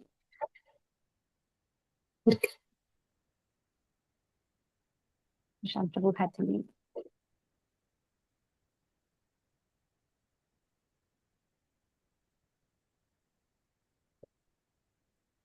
Now Rohini Mataji will read the translation for chapter 16. Hare Krishna Mataji. Hare Krishna Mataji, Hare Krishna devotees. Chapter 16, The Divine and Demoniac Natures, translations by His Divine Grace, A.C. Bhaktivedanta, Swami Srila Prabhupada, text 1 to 3. The Supreme Personality of Godhead said, fearlessness, purification of one's existence, cultivation of spiritual knowledge, charity, self-control, performance of sacrifice, study of the Vedas, austerity, simplicity, non-violence, truthfulness, freedom from anger, renunciation, tranquility, aversion to fault finding, compassion for all living entities, freedom from covetousness, gentleness, modesty, steady determination, vigor, forgiveness, fortitude, cleanliness, and freedom from envy and from passion for honor. These transcendental qualities, O son of Bharata, belong to godly men endowed with divine nature. Text 4. Pride, arrogance, conceit, anger, harshness, and ignorance, these qualities belong to those of demoniac nature, O son of Pritha. Text 5. The transcendental qualities are conducive to liberation, whereas the demoniac qualities make for bondage. Do not worry, O son of Pandu, for you are born with the divine qualities. Text 6. O son of Pritha, in this world there are two kinds of created beings. One is called the divine and the other demoniac. I have already explained to you at length the divine qualities. Now hear from me of the demoniac. Text 7. Those who are demoniac do not know what is to be done and what is not to be done. Neither cleanliness nor proper behavior nor truth is found in them. Text 8. They say that this world is unreal, with no foundation, no God in control. They say it is produce of sex desire and has no cause of other than lust. Text 9. Following such conclusions, the demoniac who are lost to themselves and who have no intelligence engage in unbeneficial, horrible works meant to destroy the world. Text 10. Taking shelter of insatiable lust and absorbed in the conceit of pride and false prestige, the demoniac, thus illusioned, are always sworn to unclean work, attracted by the impermanent. Text 11-12. They believe that to gratify the senses is the prime necessity of human civilization. Thus, until the end of life, their anxiety is immeasurable. Bound by a network of hundreds of thousands of desires and absorbed in lust and anger, they secure money by illegal means for sense gratification. Text 13-15. The demoniac person thinks, so much wealth do I have today, and I will gain more according to my schemes. So much is mine now, and it will increase in the future, more and more. He is my enemy, and I have killed him, and my other enemies will also be killed. I am the Lord of everything. I am the enjoyer. I am perfect, powerful, and happy. I am the richest man, surrounded by aristocratic relatives. There is none so powerful and happy as I am. I shall perform sacrifices, I shall give some charity, and thus I shall rejoice. In this way, such persons are deluded by ignorance. Text 16. Thus perplexed by various anxieties and bound by a network of illusions, they become too strongly attached to sense enjoyment and fall down into hell. Text 17. Self complacent and always impudent, deluded by wealth and false prestige, they sometimes proudly perform sacrifices in name only, without following any rules or regulations. Text 18. Bewildered by false ego, strength, pride, lust, and anger, the demons become envious of the Supreme Personality of Godhead, who is situated in their own bodies and in the bodies of others, and blaspheme against the real religion. Text 19. Those who are envious and mischievous, who are the lowest among men, are perpetually cast into the ocean of material existence, into various demoniac species of life. Text 20. Attaining repeated birth amongst the species of demoniac life, O son of Kunti, such persons can never approach me. Gradually, they sink down to the most abominable type of existence. Text 21. There are three gates leading to this hell: lust, anger, and greed. Every sane man should give these up, for they lead to degradation of the soul. Text 22. The man who has escaped these three gates of hell, O son of Kunti, performs act conducive to self-realization and thus gradually attains the supreme destination. Text 23. He who discards scriptural injunctions and acts according to his own whims attains neither perfection nor happiness nor the supreme destination. Text 24. One should therefore understand what is duty and what is not duty by the regulations of the scriptures. Knowing such rules and regulations, one should act so that he may gradually be elevated. Thus end Bhaktivedanta translations to the 16th chapter of Srimad Bhagavad Gita in the matter of divine and demoniac natures. Thank you, Mataji. Thank you so much, Mataji, for reading the translation. Thank you, Prabhu, for reciting the verses. Now we are going to the next chapter, chapter 17, the divisions of faith. Mohan Rupa Mataji will be reciting the verses. Hare Krishna Mataji. Hare Krishna Mataji, Hare Krishna devotees. Chapter 17, The Divisions of Faith. Text 1. Arjuna Uvacha Ye Shastravidim Utsrijya Yajante Shraddhayanvitaha Tesham Nishtatu Ka Krishna Sattvam Maho Rajastamaha श्रीभगवानुवाच त्रिविधा भवति श्रद्धा देहिनां सा स्वभावजा सात्विकी राजसी चैव तामसी चेति तं शृणु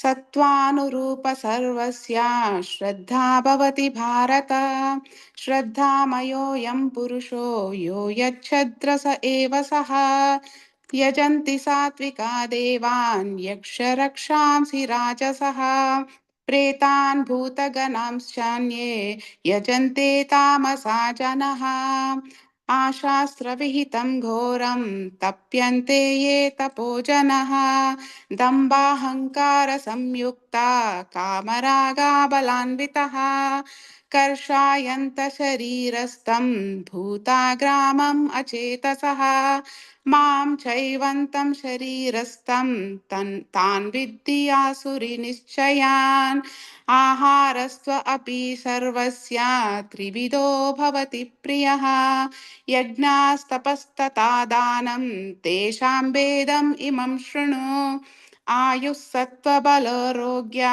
शुका प्रीतिविवर्धनः Russia Snigdha स्थिरस्पृद्या आहारः सात्विकप्रियः कत्वमम्लवनाति उष्णा तीक्ष्णा रूक्षा विधाहि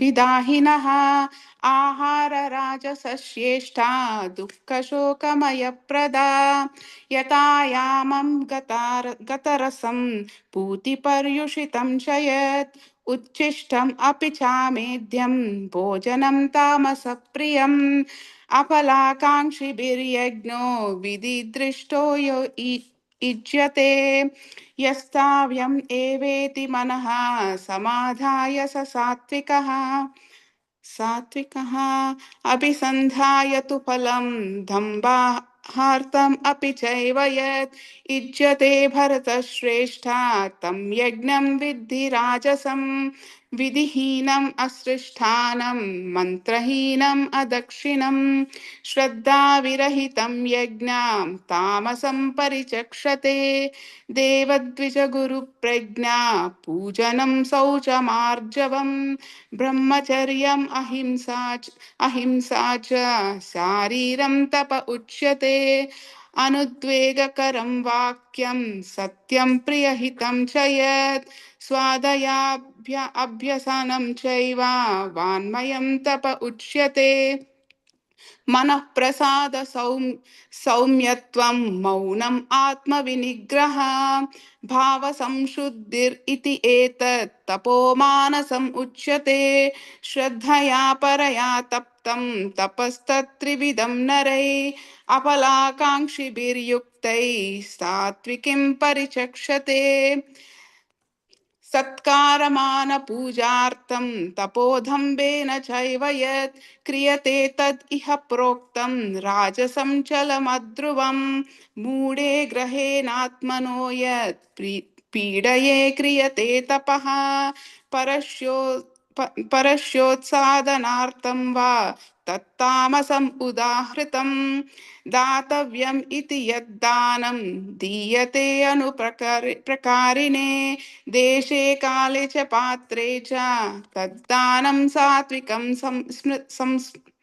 स्मृष्टं यत्तु प्रत्युपकारार्थं फलम् उद्दिश्य वा पुनः दीयते च परिक्लिष्टं तद्दानं राजसं संस्मृतम् अदेशकाले यद्दानम् अपात्रेभ्यश्च दीयते असत्कृतम् अवज्ञातं तत्तामसम् उदाहृतम् ॐ तत्सद् इति निर्देशो ब्रह्मणस्त्रिविधः स्मृतः ब्राह्मणस्तेन वेदाश्च यज्ञाश्च विहितः पुरा तस्मात् ॐ इति उदाहृत्य यज्ञादानतपः क्रिया प्रवर्तन्ते विधानोक्ता सततं ब्रह्मवादिनां तत् इति संधाय फलं यज्ञतपःक्रिया दानक्रियाश्च विविधा क्रियन्ते मोक्षकाङ्क्षिभिः सद्भावे साधुभावे च सत् इति एतत् प्रयुज्यते प्रशस्ते कर्मणि तथा सच्छब्दा पार्थयुज्यते यज्ञे तपसि दाने च स्थितः सत् इति चोच्यते कर्म चैव तद् अर्थीयं सत् इति एवाभिधीयते अश्रद्धाय हुतं दत्तं तपस्तप्तं कृतं च यत् असद् इति उच्यते पार्थ न च तत्प्रेत्य नो इहा. Thank you, Mataji. Thank you very much, Mataji. That was a beautiful recitation. Now, Her Grace Yamuna Vilasini Mataji will read the translation of chapter 17. Hare Krishna Mataji, Hare Krishna devotees.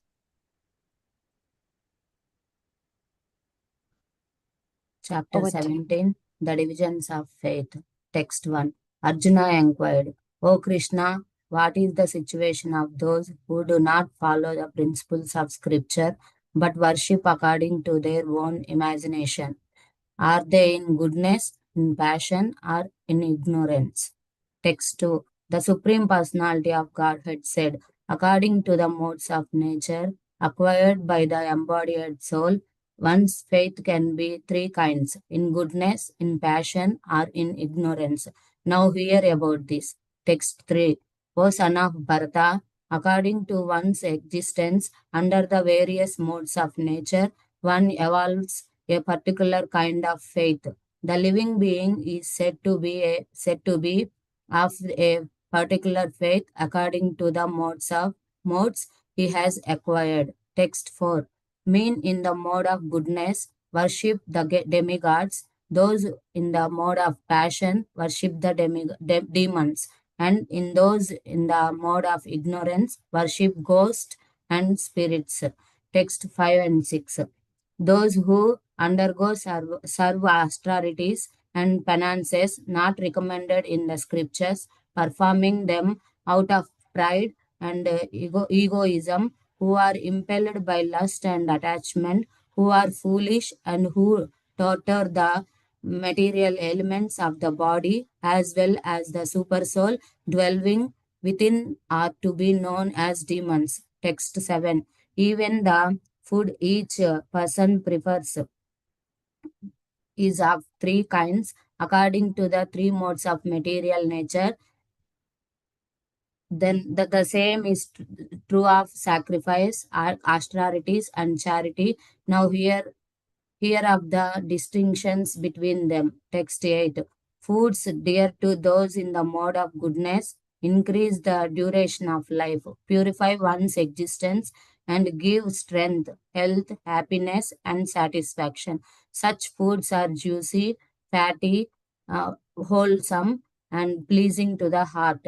Text 9. Foods that are too bitter, too sour, salty, hot, pungent, dry, and burning are dear to those in the mode of passion. Such foods cause distress, misery, and disease. Text 10. Of sacrifice, the sacrifice performed according to the directions of Scripture as a matter of duty by those who desire no reward is of the nature of goodness. Text 12.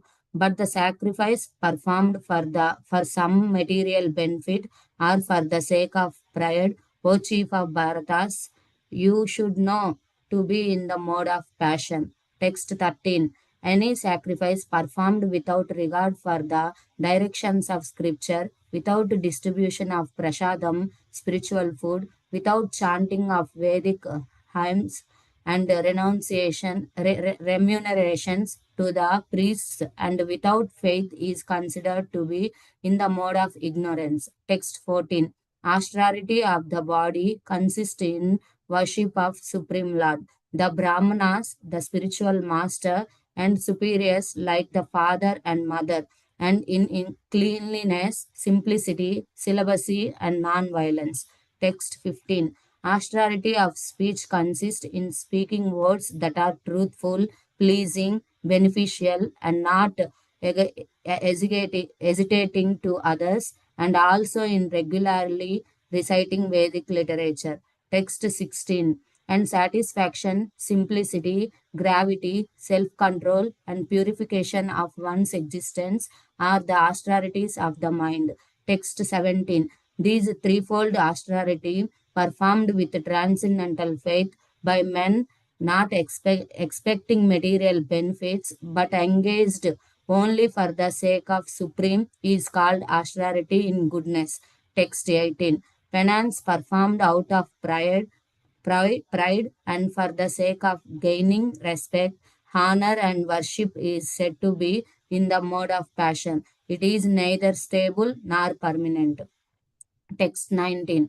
Penance performed out of foolishness with self-torture or to destroy or injure others is said to be in the mode of ignorance. Text 20. Charity given out of duty without expectation of return at the proper time and place and to worthy person is considered to be in the mode of goodness. Text 21. But charity performed with the expectation of some return or with the desire of fruitive results or in a graduate judging mood is said to be charity in the mode of passion.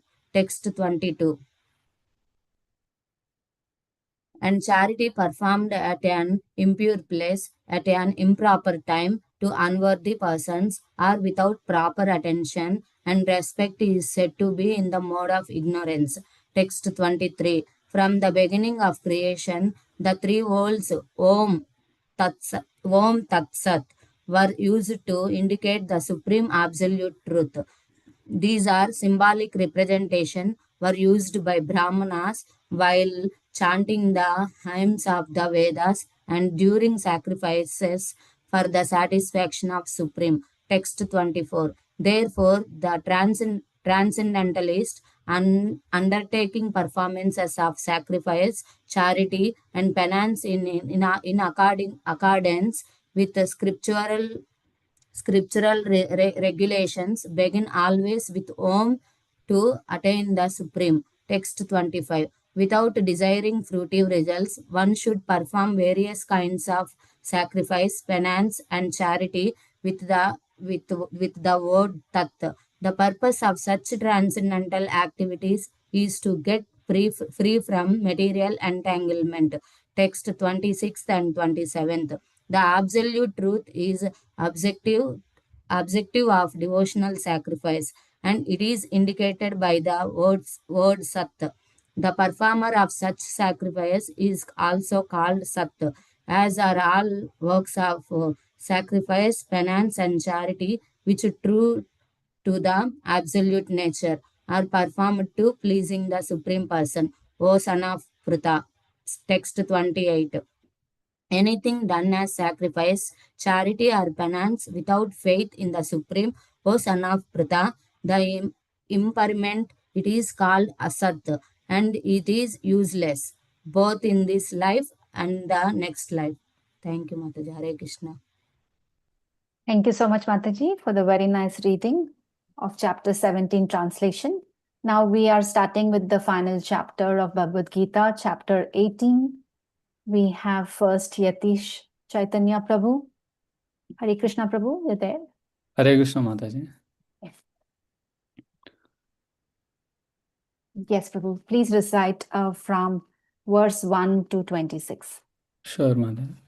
Arjuna Vacha Sannyasya Mahabaho Tattvam Ichchami Vedutam Tyagasya Charishikesha Pratakkeshi Nishudhana Shri Bhagavan Vacha काम्यं nam karmanam nyasam sannyasam kavayo vidu sarvakarma phala tyagam tyagam vichakshana tyajyam doshavadityeke karma manishinaha यज्ञदाना तपः कर्म न त्यज्यम् इति चापरे निश्चयां शृणु मे तत्र त्यागे भरतसत्तम त्यागो हि पुरुषा व्याघ्रः त्रिविधा सम्प्रकीर्तिता यज्ञदाना तपः कर्म न त्यज्यं कार्यम् एव तत् यज्ञदानं तपश्चैव पावनानि मनीषिणम् एतन्यापि तु कर्माणि सङ्गं त्यक्त्वा फलानि च कर्तव्यानि ते मे पार्थ निश्चितं मतम् उत्तमम् नियतस्य तु सन्न्यासः कर्मणो नोपपाद्यते मोहतस्य परित्यागस्तस्मा सः परिकीर्तितः दुःखम् इत्येव यत्कर्म कायक्लेशभयत्यजेत् सकृत्वा राजसं त्यागं नैव त्यागफलं लभेत् कार्यम् इत्येव यत्कर्म नियतं क्रियते अर्जुन सङ्गं त्याक्त्वा फलं चैव सत्यागः सात्विको मतः नाद्वेष्ट्या कुलसं कर्म कुलसेनानुसज्जते त्यागी सत्त्वा समद्विष्टो मेधवी छिन्न संशयः नाहि देहाभृता शक्यं त्यक्तुं कर्माण्यशेषतः यस्तु कर्मफलं त्यागी सत्याजीत्याभिधीयते अनिष्टम् इष्टं मिश्रं च त्रिविधं कर्मणः फलं भवत्याजिनं प्रेत्य न तु सन्न्यासिनं कचित् पञ्चैतानि महाबाहो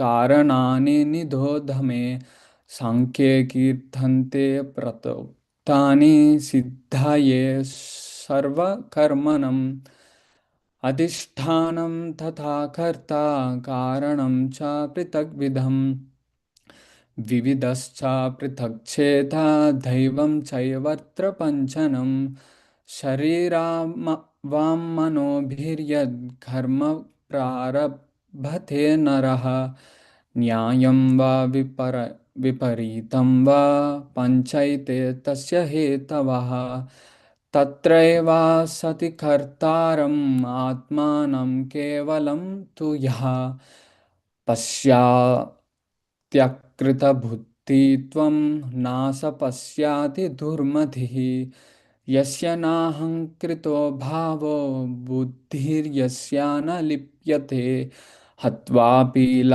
सा इमा लोकं न हन्ति न निबध्यते ज्ञानं ज्ञेयं प्रजिनाथ पारिजात त्रिविधा कर्म शोधना कारणं कर्म कर्तेति त्रिविधा कर्म संग्रह ज्ञानं कर्म च कर्ता च त्रिधैव गुणभेदथा प्रोच्याते गुणसंख्याने यथा वा शृणुत्यापि सर्वभूतेषु येनैकं भवम् अव्ययम् इक्षते अविभक्तं विभातेषु त्यज्ज्ञानं विधि सात्विकं पृथक्त्वेन तु यज्ञानं नानाभावं पृथग्विधं वेति सर्वेषु भूतेषु यज्ञानं विधिराजसम् यत्तु कृष्णस्वद् एकस्मिन् कार्ये शक्तम् अहैतुकम् अतद्वार्तावदं वदल्पानं च तत्तस्मात्सम् उदाहृत नियतं सङ्गरहितम् आरगाद्वेषसथा कृतम् अफलाप्रेषुणकर्म यथा सात्विकम् उच्यते यत्तु कामेषु कर्म साहङ्कारेण वा पुनः क्रियते भलुलायासं तद्राजसम् उद्धरितम् अनुबन्धं क्षमं हिंसम् अनुपेक्षा च पौरुषम् मोहद् आरभ्यते कर्म यत्तत् तामसम् उच्यते मुक्तसङ्गो ननं वादी धृत्युत्सह समन्वितः सिद्ध्यासिर्निर्विग्रहः कर्ता सात्विक उच्यते. Thank you very much, Yatish Prabhu, for the recitation. Next, His Grace Ramtirtha Prabhu will recite the verses from 27 to 52. Hare Krishna Prabhu. Hare Krishna over to you. Mataji. रागी कर्मा फला प्रेप्सुर्लुब्धो हिंसात्मको शुचि हर्षाशोकान्वितः कर्ता राजसः प्राकृतः अयुक्तः प्राकृतः स्तब्धः सतो नैष्कृतो लासः विषादी दीर्घसुतिर्च कर्ता तामस उच्यते बुद्धिर्भेदं वृते चैव गुणस्त्रिविधं शृणु प्रोच्यमानम् अशेषेण प्रात्वकत्वेन धनञ्जय प्रवृत्तं च निवृत्तं च कार्याकार्ये भयाभये बन्धमोक्षं शया वेति बुद्धिः स पार्थ सात्विकी यया धर्मम् अधर्मं च कार्यं एव च आयथावत् प्रजानाति बुद्धिः स पार्दराजसी अधर्मं धर्ममिति य मन्यते तामस्वात्रः सर्वतान् विपरीतांश्च बुद्धिः स पार्दतामसि धृत्याया धारयते मनः प्राणेन्द्रियक्रियः योगेन अविव्यभिचारेण धृतिः स पार्थ सात्विकी यया तु धर्मकामार्थं धृत्या धारयते अर्जुन प्रसङ्गेन पालकाङ्क्षी धृता सा पार्धराजसी यया स्वप्नं भयं शोकं विशदामदम् एव च नाविमुञ्चन्ति दुर्मेधा धृतिः सा पार्धतामसि सुखं ता इदीनां त्रिविधं शृणु मे भारतासभा अभ्यासध्रमते यत्र दुःखान्तं स निगच्छति यत्तदाग्रे विषम् एव परिणामे मृतोपनं तत्सुखं सात्विकं प्रोक्तम् आत्मबुद्धिप्रसादजम् विषयेन्द्रियसंयोगात् यत्तदाग्रे मृतोपनं परिणामे विषम् एव तत्सुखं राजसंस्मृतम् यदाग्रे चानुबन्धे च सुखं मोहनमात्मनः निद्रालस्य प्रमादोतं तत् तामसमुदार्तम् न तदस्ति पृथिव्यं वा दिवि द्वेषसु पुनः सात्वं प्रकृतिर्जैर्मुक्तं यद्यभिसायत्रिभिर्गुणैः ब्राह्मणक्षत्रियविशां शूद्रं च परान्तपा कर्माणि प्रविभक्तानि स्वभावप्रभैर्गुणैः समोदामस्तपा शौचं क्षान्तिरार्जवम् एव च ज्ञानविज्ञानमस्तिक्यं ब्रह्मकर्म स्वभावजम् शौर्यं तेजो धृतिर्दाक्ष्यं युद्धे चापि अपलायनं दानम् ईश्वरं भावच्च क्षात्रं कर्म स्वभोजम् कृषि गोरक्षवाणिज्यं वैश्यकर्म स्वभावजम् परिचार्यात्मकं कर्म शूद्र्यपि स्वभावजम् स्वसे कर्मणि अभिरतः संसिद्धं लभते नर स्वकर्मनिरतः सिद्धिं यथा विन्दति तच्छृणु यथा प्रवृत्तिर्भूतानां येन सर्वम् इदं ततां स्वकर्मणताम् अभ्यार्च्य सिद्धिं विन्दति मानवा श्रेयान् स्वधर्मो विघ्नः परधर्मात् स्व अनुष्ठिता स्वभावनियतं कर्म कुर्वन्नाप्नोति किल्बिषम् सहजं कर्म कौन्तेय सदोषम् अपि न त्यजेत सर्वारम्भ हि दोषेण धूमेनाग्निरिव व्रतः आसक्ता बुद्धि सर्वत्र जितात्मा विजता स्पृहा नैष्कर्म सिद्धिं प्रमां सन्नयन् संन्यासेन गच्छति सिद्धिं प्राप्तो यथा ब्रह्म तथाप्नोति निबोधः मे समासेनैव कौन्तेय निष्ठा ज्ञानस्य या परा बुद्धिया विशुद्ध्या स युक्तो धृत्या मानं नियमम च शब्दादीन् विषयं त्वक्ता रागद्वेष विदुष्य च विविक्ता सेविलगसि यथा वा कायमानसः ध्यानयोगा परो नित्यं वैराग्यं समुपाश्रितः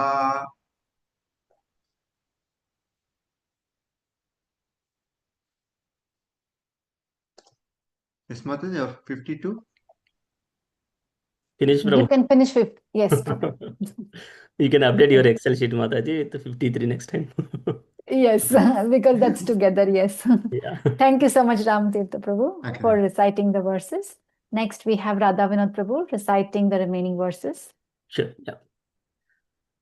अहङ्कारं बलं दर्पं कामं क्रोधं परिग्रहम् विमुच्य निर्ममः शान्तो ब्रह्मभूयाय कल्पते ब्रह्मभूता प्रसन्नात्मा न शोचति न काङ्क्षति समः सर्वेषु भूतेषु मद्भक्तिं लभते पराम् भक्त्या मामभिजानाति यावान् यस्यास्मि तत्त्वतः ततो मां तत्त्वतो ज्ञात्वा विशते तदनन्तरम् सर्वकर्माणि अपि सदा कुर्वनो व्यपाश्रयः मत्प्रसादादवाप्नोति शाश्वतं पदमव्ययम् चेतसा सर्वकर्माणि मयि सन्न्यस्य मत्परः बुद्धियोगम् उपाश्रित्य मच्चित्तः सततं भव मच्चित्तः सर्वदुर्गाणि मत्प्रसादात् तरिष्यसि अथ चेत्त्वम् अहङ्कारान् न श्रोष्यसि विनङ्क्ष्यसि यदहङ्कारम् आश्रित्य न योत्स्य इति मन्यसे मितैः सा व्यवसायस्ते प्रकृतिस्त्वां नियोक्ष्यसि स्वभावजेन कौन्तेय निबद्धः स्वेन कर्मणा कर्तुं नेच्छसि यन्मोहात् करिष्यस्यवसोऽपि तत् ईश्वरा सर्वभूतानां हृद्देशे अर्जुन तिष्ठति भ्रामयन् सर्वभूतानि यन्त्रारूढानि मायया तमेव शरणं गच्छ सर्वभावेन भारत तत्प्रसादात् परां शान्तिं शान्तं प्राप्स्यसि शाश्वतम् इति ते ज्ञानम् आख्यातं गुह्याद् गुह्यतरं मया विंसृजैतदशेषेण यतेच्छसि तथा कुरु सर्वगुह्यतमं भूयः शृणु मे परमं वचः इष्टोऽसि मे दृढम् इति ततो वक्ष्यामि ते हितम् मन्मना भव मद्भक्तो मद्याजी मां नमस्कुरु मामे वैश्यसि सत्यं ते प्रतिजाने प्रियोऽसि मे सर्वधर्मान् परित्यज्य मामेकं शरणं व्रज अहं त्वां सर्वपापेभ्यो मोक्षयिष्यामि मा शुचः इदं ते न तपस्काय न भक्ताय कदाचन न चा न चाश्रूषवे वाच्यं न च मां यो भयास्यूयति या इदं परमं गुह्यं मद्भक्तेष्वभिधास्यति भक्तिं मयि परां कृत्वा मामे वैष्यति असंशया न च तस्मान् मनुष्येषु कश्चिन्मे प्रियकृत्तमः भविता न च मे तस्माद् अन्यः प्रियतरो भुवि अद्येष्यते च या इमं धर्म्यं संवादमावयो ज्ञानयज्ञेन तेनाहम् इष्टः स्यामिति मे मतिः श्रद्धवान् अनसूयश्च शृणुयादपि यो नरः सोऽपि मुक्तः शुभालोकान् प्राप्नुयात् पुण्यकर्मणाम् कच्चिद् एतत् श्रुतं पार्थ त्वयैकार्घेण चेतसां कच्चिद् अज्ञानसम्मोहः पनस्तस्ते धनञ्जय अर्जुन उवाच नष्टो मोहः स्मृतिर्लब्धा त्वत्प्रसादान्मयाच्युतां स्थितोऽस्मि गतसन्देहः करिष्ये वचनं तव सञ्जय उवाच इत्यहं वासुदेवस्य पार्थस्य च महात्मनः संवादम् इमम् आश्रौषम् अद्भुतं रोमहर्षणम् व्यासप्रसादात् श्रुतवान् एतद्गुह्यम् अहं परं योगं योगेश्वरात् कृष्णात् साक्षात् कथयतः स्वयं राजन् संसृत्य संवादम् इमम् अद्भुतम् केशवार्जुनयो पुण्यं हृष्यामि च मुहुर्मुहुः तच्च संस्मृत्य रूपम् अत्यद्भुतं हरे विस्मयो मे महान् राजन् हृष्यामि च पुनः पुनः यत्र योगेश्वरः कृष्णो यत्र पार्थो धनुर्धरः तत्र श्रीर्विजयो भूतिर्ध्रुवा नीतिर्मतिर्मम ॐ तत्सदिति श्रीमद्भगवद्गीतास्तु उपनिषत्सु ब्रह्मविद्यायां योगशास्त्रे श्रीकृष्णार्जुनसंवादे मोक्षसन्न्यासयोगो नाम अष्टोदशाध्यायः। हरे Krishna. Hare Krishna Prabhu, thank you for the beautiful recitation. With that, we concluded the recitation. Now we will start chapter 18 translation. First, we have Sai Teja Prabhu. Prabhu, please read the translation from 1 to 26. Hare Krishna Thank you, Prabhu. Mata. Hare Krishna, Mataji. Hare Krishna, devotees. Chapter 18, Conclusion, the perfection of renunciation. Text 1.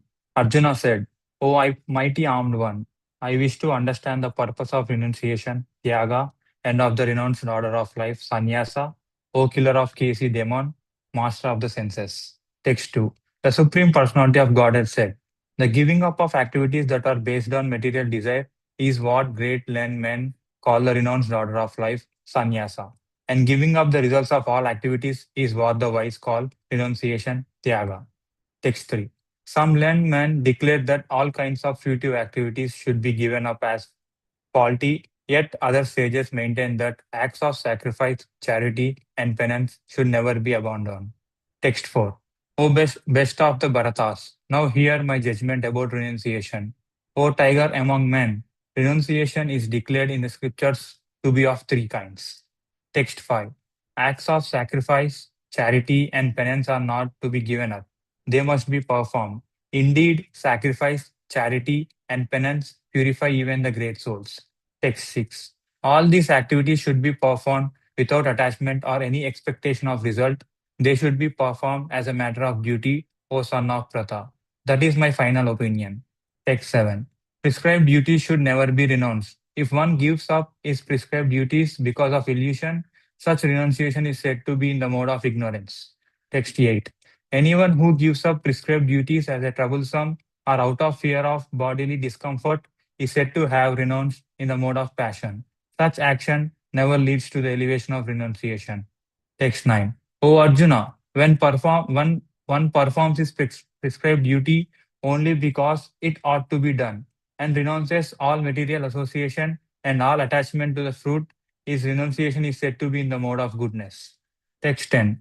The intelligent renouncer, situated in the mode of goodness, neither hateful of inauspicious work nor attached to auspicious work, has no doubts about work. Text 11. It is indeed impossible for an embodied being to give up all activities, but he who renounces the fruits of action is called one who has truly renounced. Text 12. For one who is not renounced, the threefold fruits of action, desirable, undesirable, and mixed, accrue after death.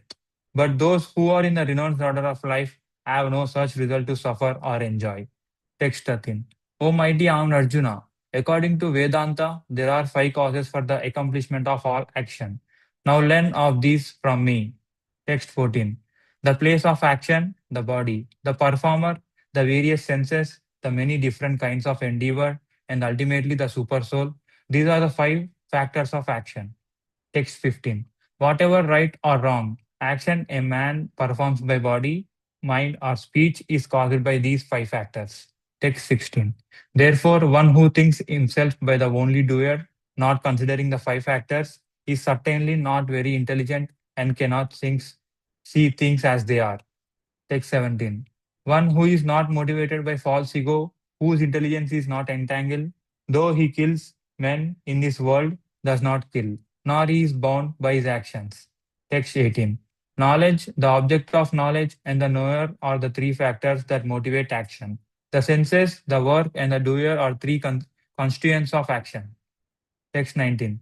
According to the three different modes of material nature, there are three kinds of knowledge, action, and performer of action. Now hear of them from me. Text 20. That knowledge by which one undivided spiritual nature is seen in all living entities, though they are divided into innumerable forms, you should understand to be in the mode of goodness. Text 21. That knowledge by which one sees that in every different body there is a different type of living entity, you should understand to be in the mode of passion. Text 22. And that knowledge which one is attached to one kind of work as the all in all, without knowledge of the truth and which is very meager, is said to be in the mode of darkness. Text 23. The action which is regulated and which is performed without attachment, without love or hatred, and without desire for fruitive results is said to be in the mode of goodness. Text 24. But action performed with great effort by one seeking to gratify his desires and enacted from a sense of false ego is called action in the mode of passion. Text 25. That action performed in illusion, in disregard of spiritual injunctions and without concern for future bondage or for violence or distress caused to others is said to be in the mode of ignorance. Text 26. One who performs his duty without association with the modes of material nature, without false ego, with great determination and enthusiasm, and without wavering in success or failure is said to be a worker in the mode of goodness. Thank you. Hare Krishna. Thank you so much, Saiteja Prabhu. Now, Dhriti, Hare Krishna Dhriti. Dhriti will please read from 27 to 53. Also, Dhriti, no need to say text. You can just read continuously. Thank you. The worker who is attached to work and the fruits of work, desiring to enjoy those fruits, and who is greedy, impure, and moved by joy and sorrow, is said to be in the mode of passion. The worker who is always engaged in work against the injunctions of the scripture, who is materialistic, obstinate, cheating, and expert in insulting others, and who is lazy, always morose, and procrastinating, is said to be a worker in the mode of ignorance. O winner of wealth, now please listen as I tell you in detail of the different kinds of understanding and determination, according to the three modes of material nature. Also, Naprita, that understanding by which one knows that ought to be done and what ought not to be done, what is to be feared and what is not to be feared, what is binding and what is liberating, is a mode of goodness. O Sanaprita, that understanding which cannot distinguish between religion and irreligion, between action and that should be done and action that should not be done, is the mode of passion. That understanding which considers irreligion to be religion and religion to be irreligion, under the spell of illusion and darkness, and strives away in the wrong direction, O Partha, is a mode of ignorance. O son of Partha, that determination which is unbreakable, which is sustained with steady fast by yoga practice, and which thus controls the activities of the mind, life, and senses, is determination in the mode of goodness. But that determination by which one holds fast to fruitive results in religion, economic development, and sense gratification is of the art of nation or Arjuna. And that determination, which cannot go beyond dreaming, fearfulness, lamentation, moroseness, and illusion, such an unintelligent determination, O son of Pritha, is a mode of darkness. O best of the Bharatas, now please hear from me about the three kinds of happiness by which the conditioned souls enjoy, and by which he sometimes comes to the end of all distress. That which in the beginning may be just like poison, but at the end is just like nectar, and which awakens one to self-realization, is said to be happiness in the mode of goodness. That happiness which is derived from the contact of the senses with their objects, and which appears like nectar at first, but poison at the end, is said to be the nature of passion. And that happiness, which is blind to self-realization, which is delusion from beginning to end, and which arises from sleep, laziness, and illusion, is said to be the nature of ignorance. There is no being existing either here or among the demigods in the higher planetary systems, which is freed from these three modes born of material nature. Brahma, Kshatriyas, Vaishyas, and Sudras are distinguished by the qualities born of their own natures in accordance with the material modes, O chastiser of the enemy. Peacefulness, self-control, austerity, purity, tolerance, honesty, knowledge, wisdom, and religiousness. These are the natural qualities of which the Brahmanas work. Heroism, power, determination, resourcefulness, courage and valor, generosity, and leadership are the natural qualities of work for the Kshatriyas. Farming, cow protection, and business are the natural work for the Vaishyas, and for the Shudras, there are labor and service to others. By following these qualities at work, every man can become perfect. Now please hear from me how this can be done. By worship of the Lord, who is the source of all beings and who is all-pervading, a man can attain perfection through performing his own work. It is better to engage in one's own occupation, even though one may perform it imperfectly, than to accept another's occupation and perform it perfectly. Duties prescribed according to one's nature are never affected by sinful reactions. Every endeavor is covered by some fault. Just as fire is covered by smoke, therefore one should not give up the work born of his nature. O son of Kunti, even if such work is full of fault. One who is self-controlled and unattached, and who disregards all material enjoyments can obtain by practice of renunciation the highest perfect stage of freedom from reaction. O son of Kunti, learn from me how one who has achieved this perfection can attain to the supreme perfectional stage, Brahman, the stage of highest knowledge, by acting in the way I shall now summarize.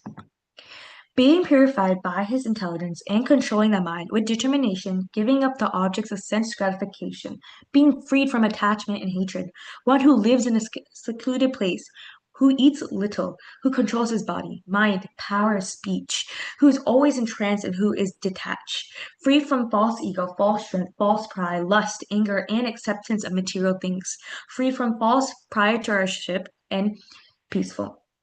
Such a person is certainly elevated to the position of self-realization. Hare Krishna, thank you. Hare Krishna, Jyoti. Thank you for reading very nicely. Next, we have Anjali. Anjali will read the remaining verses. Hare Krishna, Anjali. Hare Krishna. One who is thus transcendently situated at once realizes the Supreme Brahman and becomes fully joyful. He never laments or desires to have anything. He is equally disposed towards every living entity. In this state, he attains pure devotional service unto me. One can understand me as I am, as the Supreme Personality of Godhead. One only by devotional service, and one who is fully conscious of me. By such devotion, he can enter the kingdom of God. But though engaged in all kinds of activities, the pure devotee under my protection reaches the transcendental and imperishable abode of by my grace.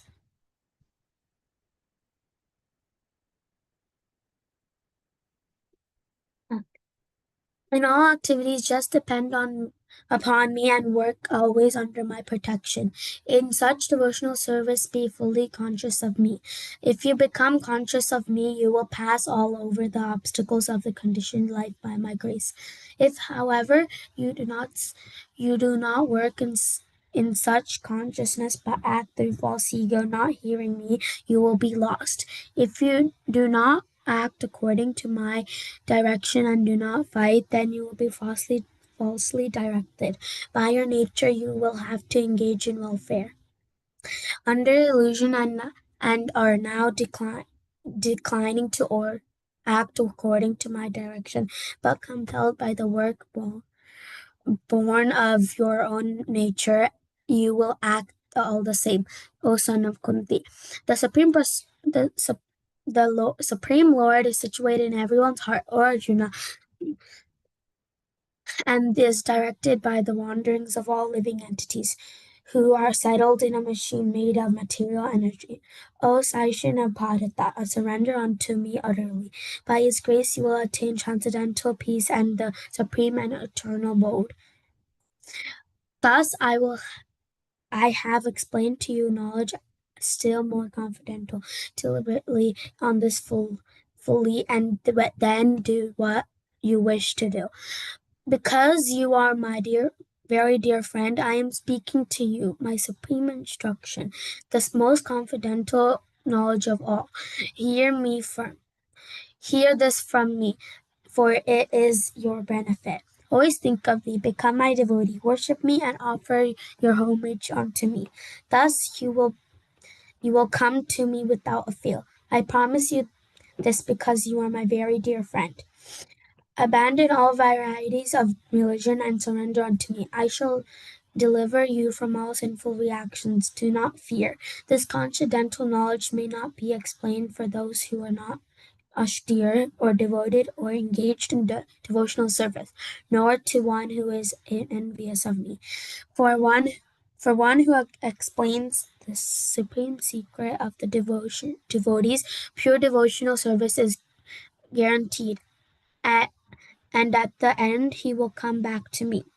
There is no servant in this world more dear to me than he, nor will there ever be one be one more dear. And I declare that he who studies the sacred conversions of our worships me by his intelligence. And one who listens without faith and without envy becomes free from sinful reactions and attains the auspicious planet where Perseus dwells. O son of Parth, I conqueror of wealth, have you heard this without an attentive mind? And are your ignorance and illusions now dispelled?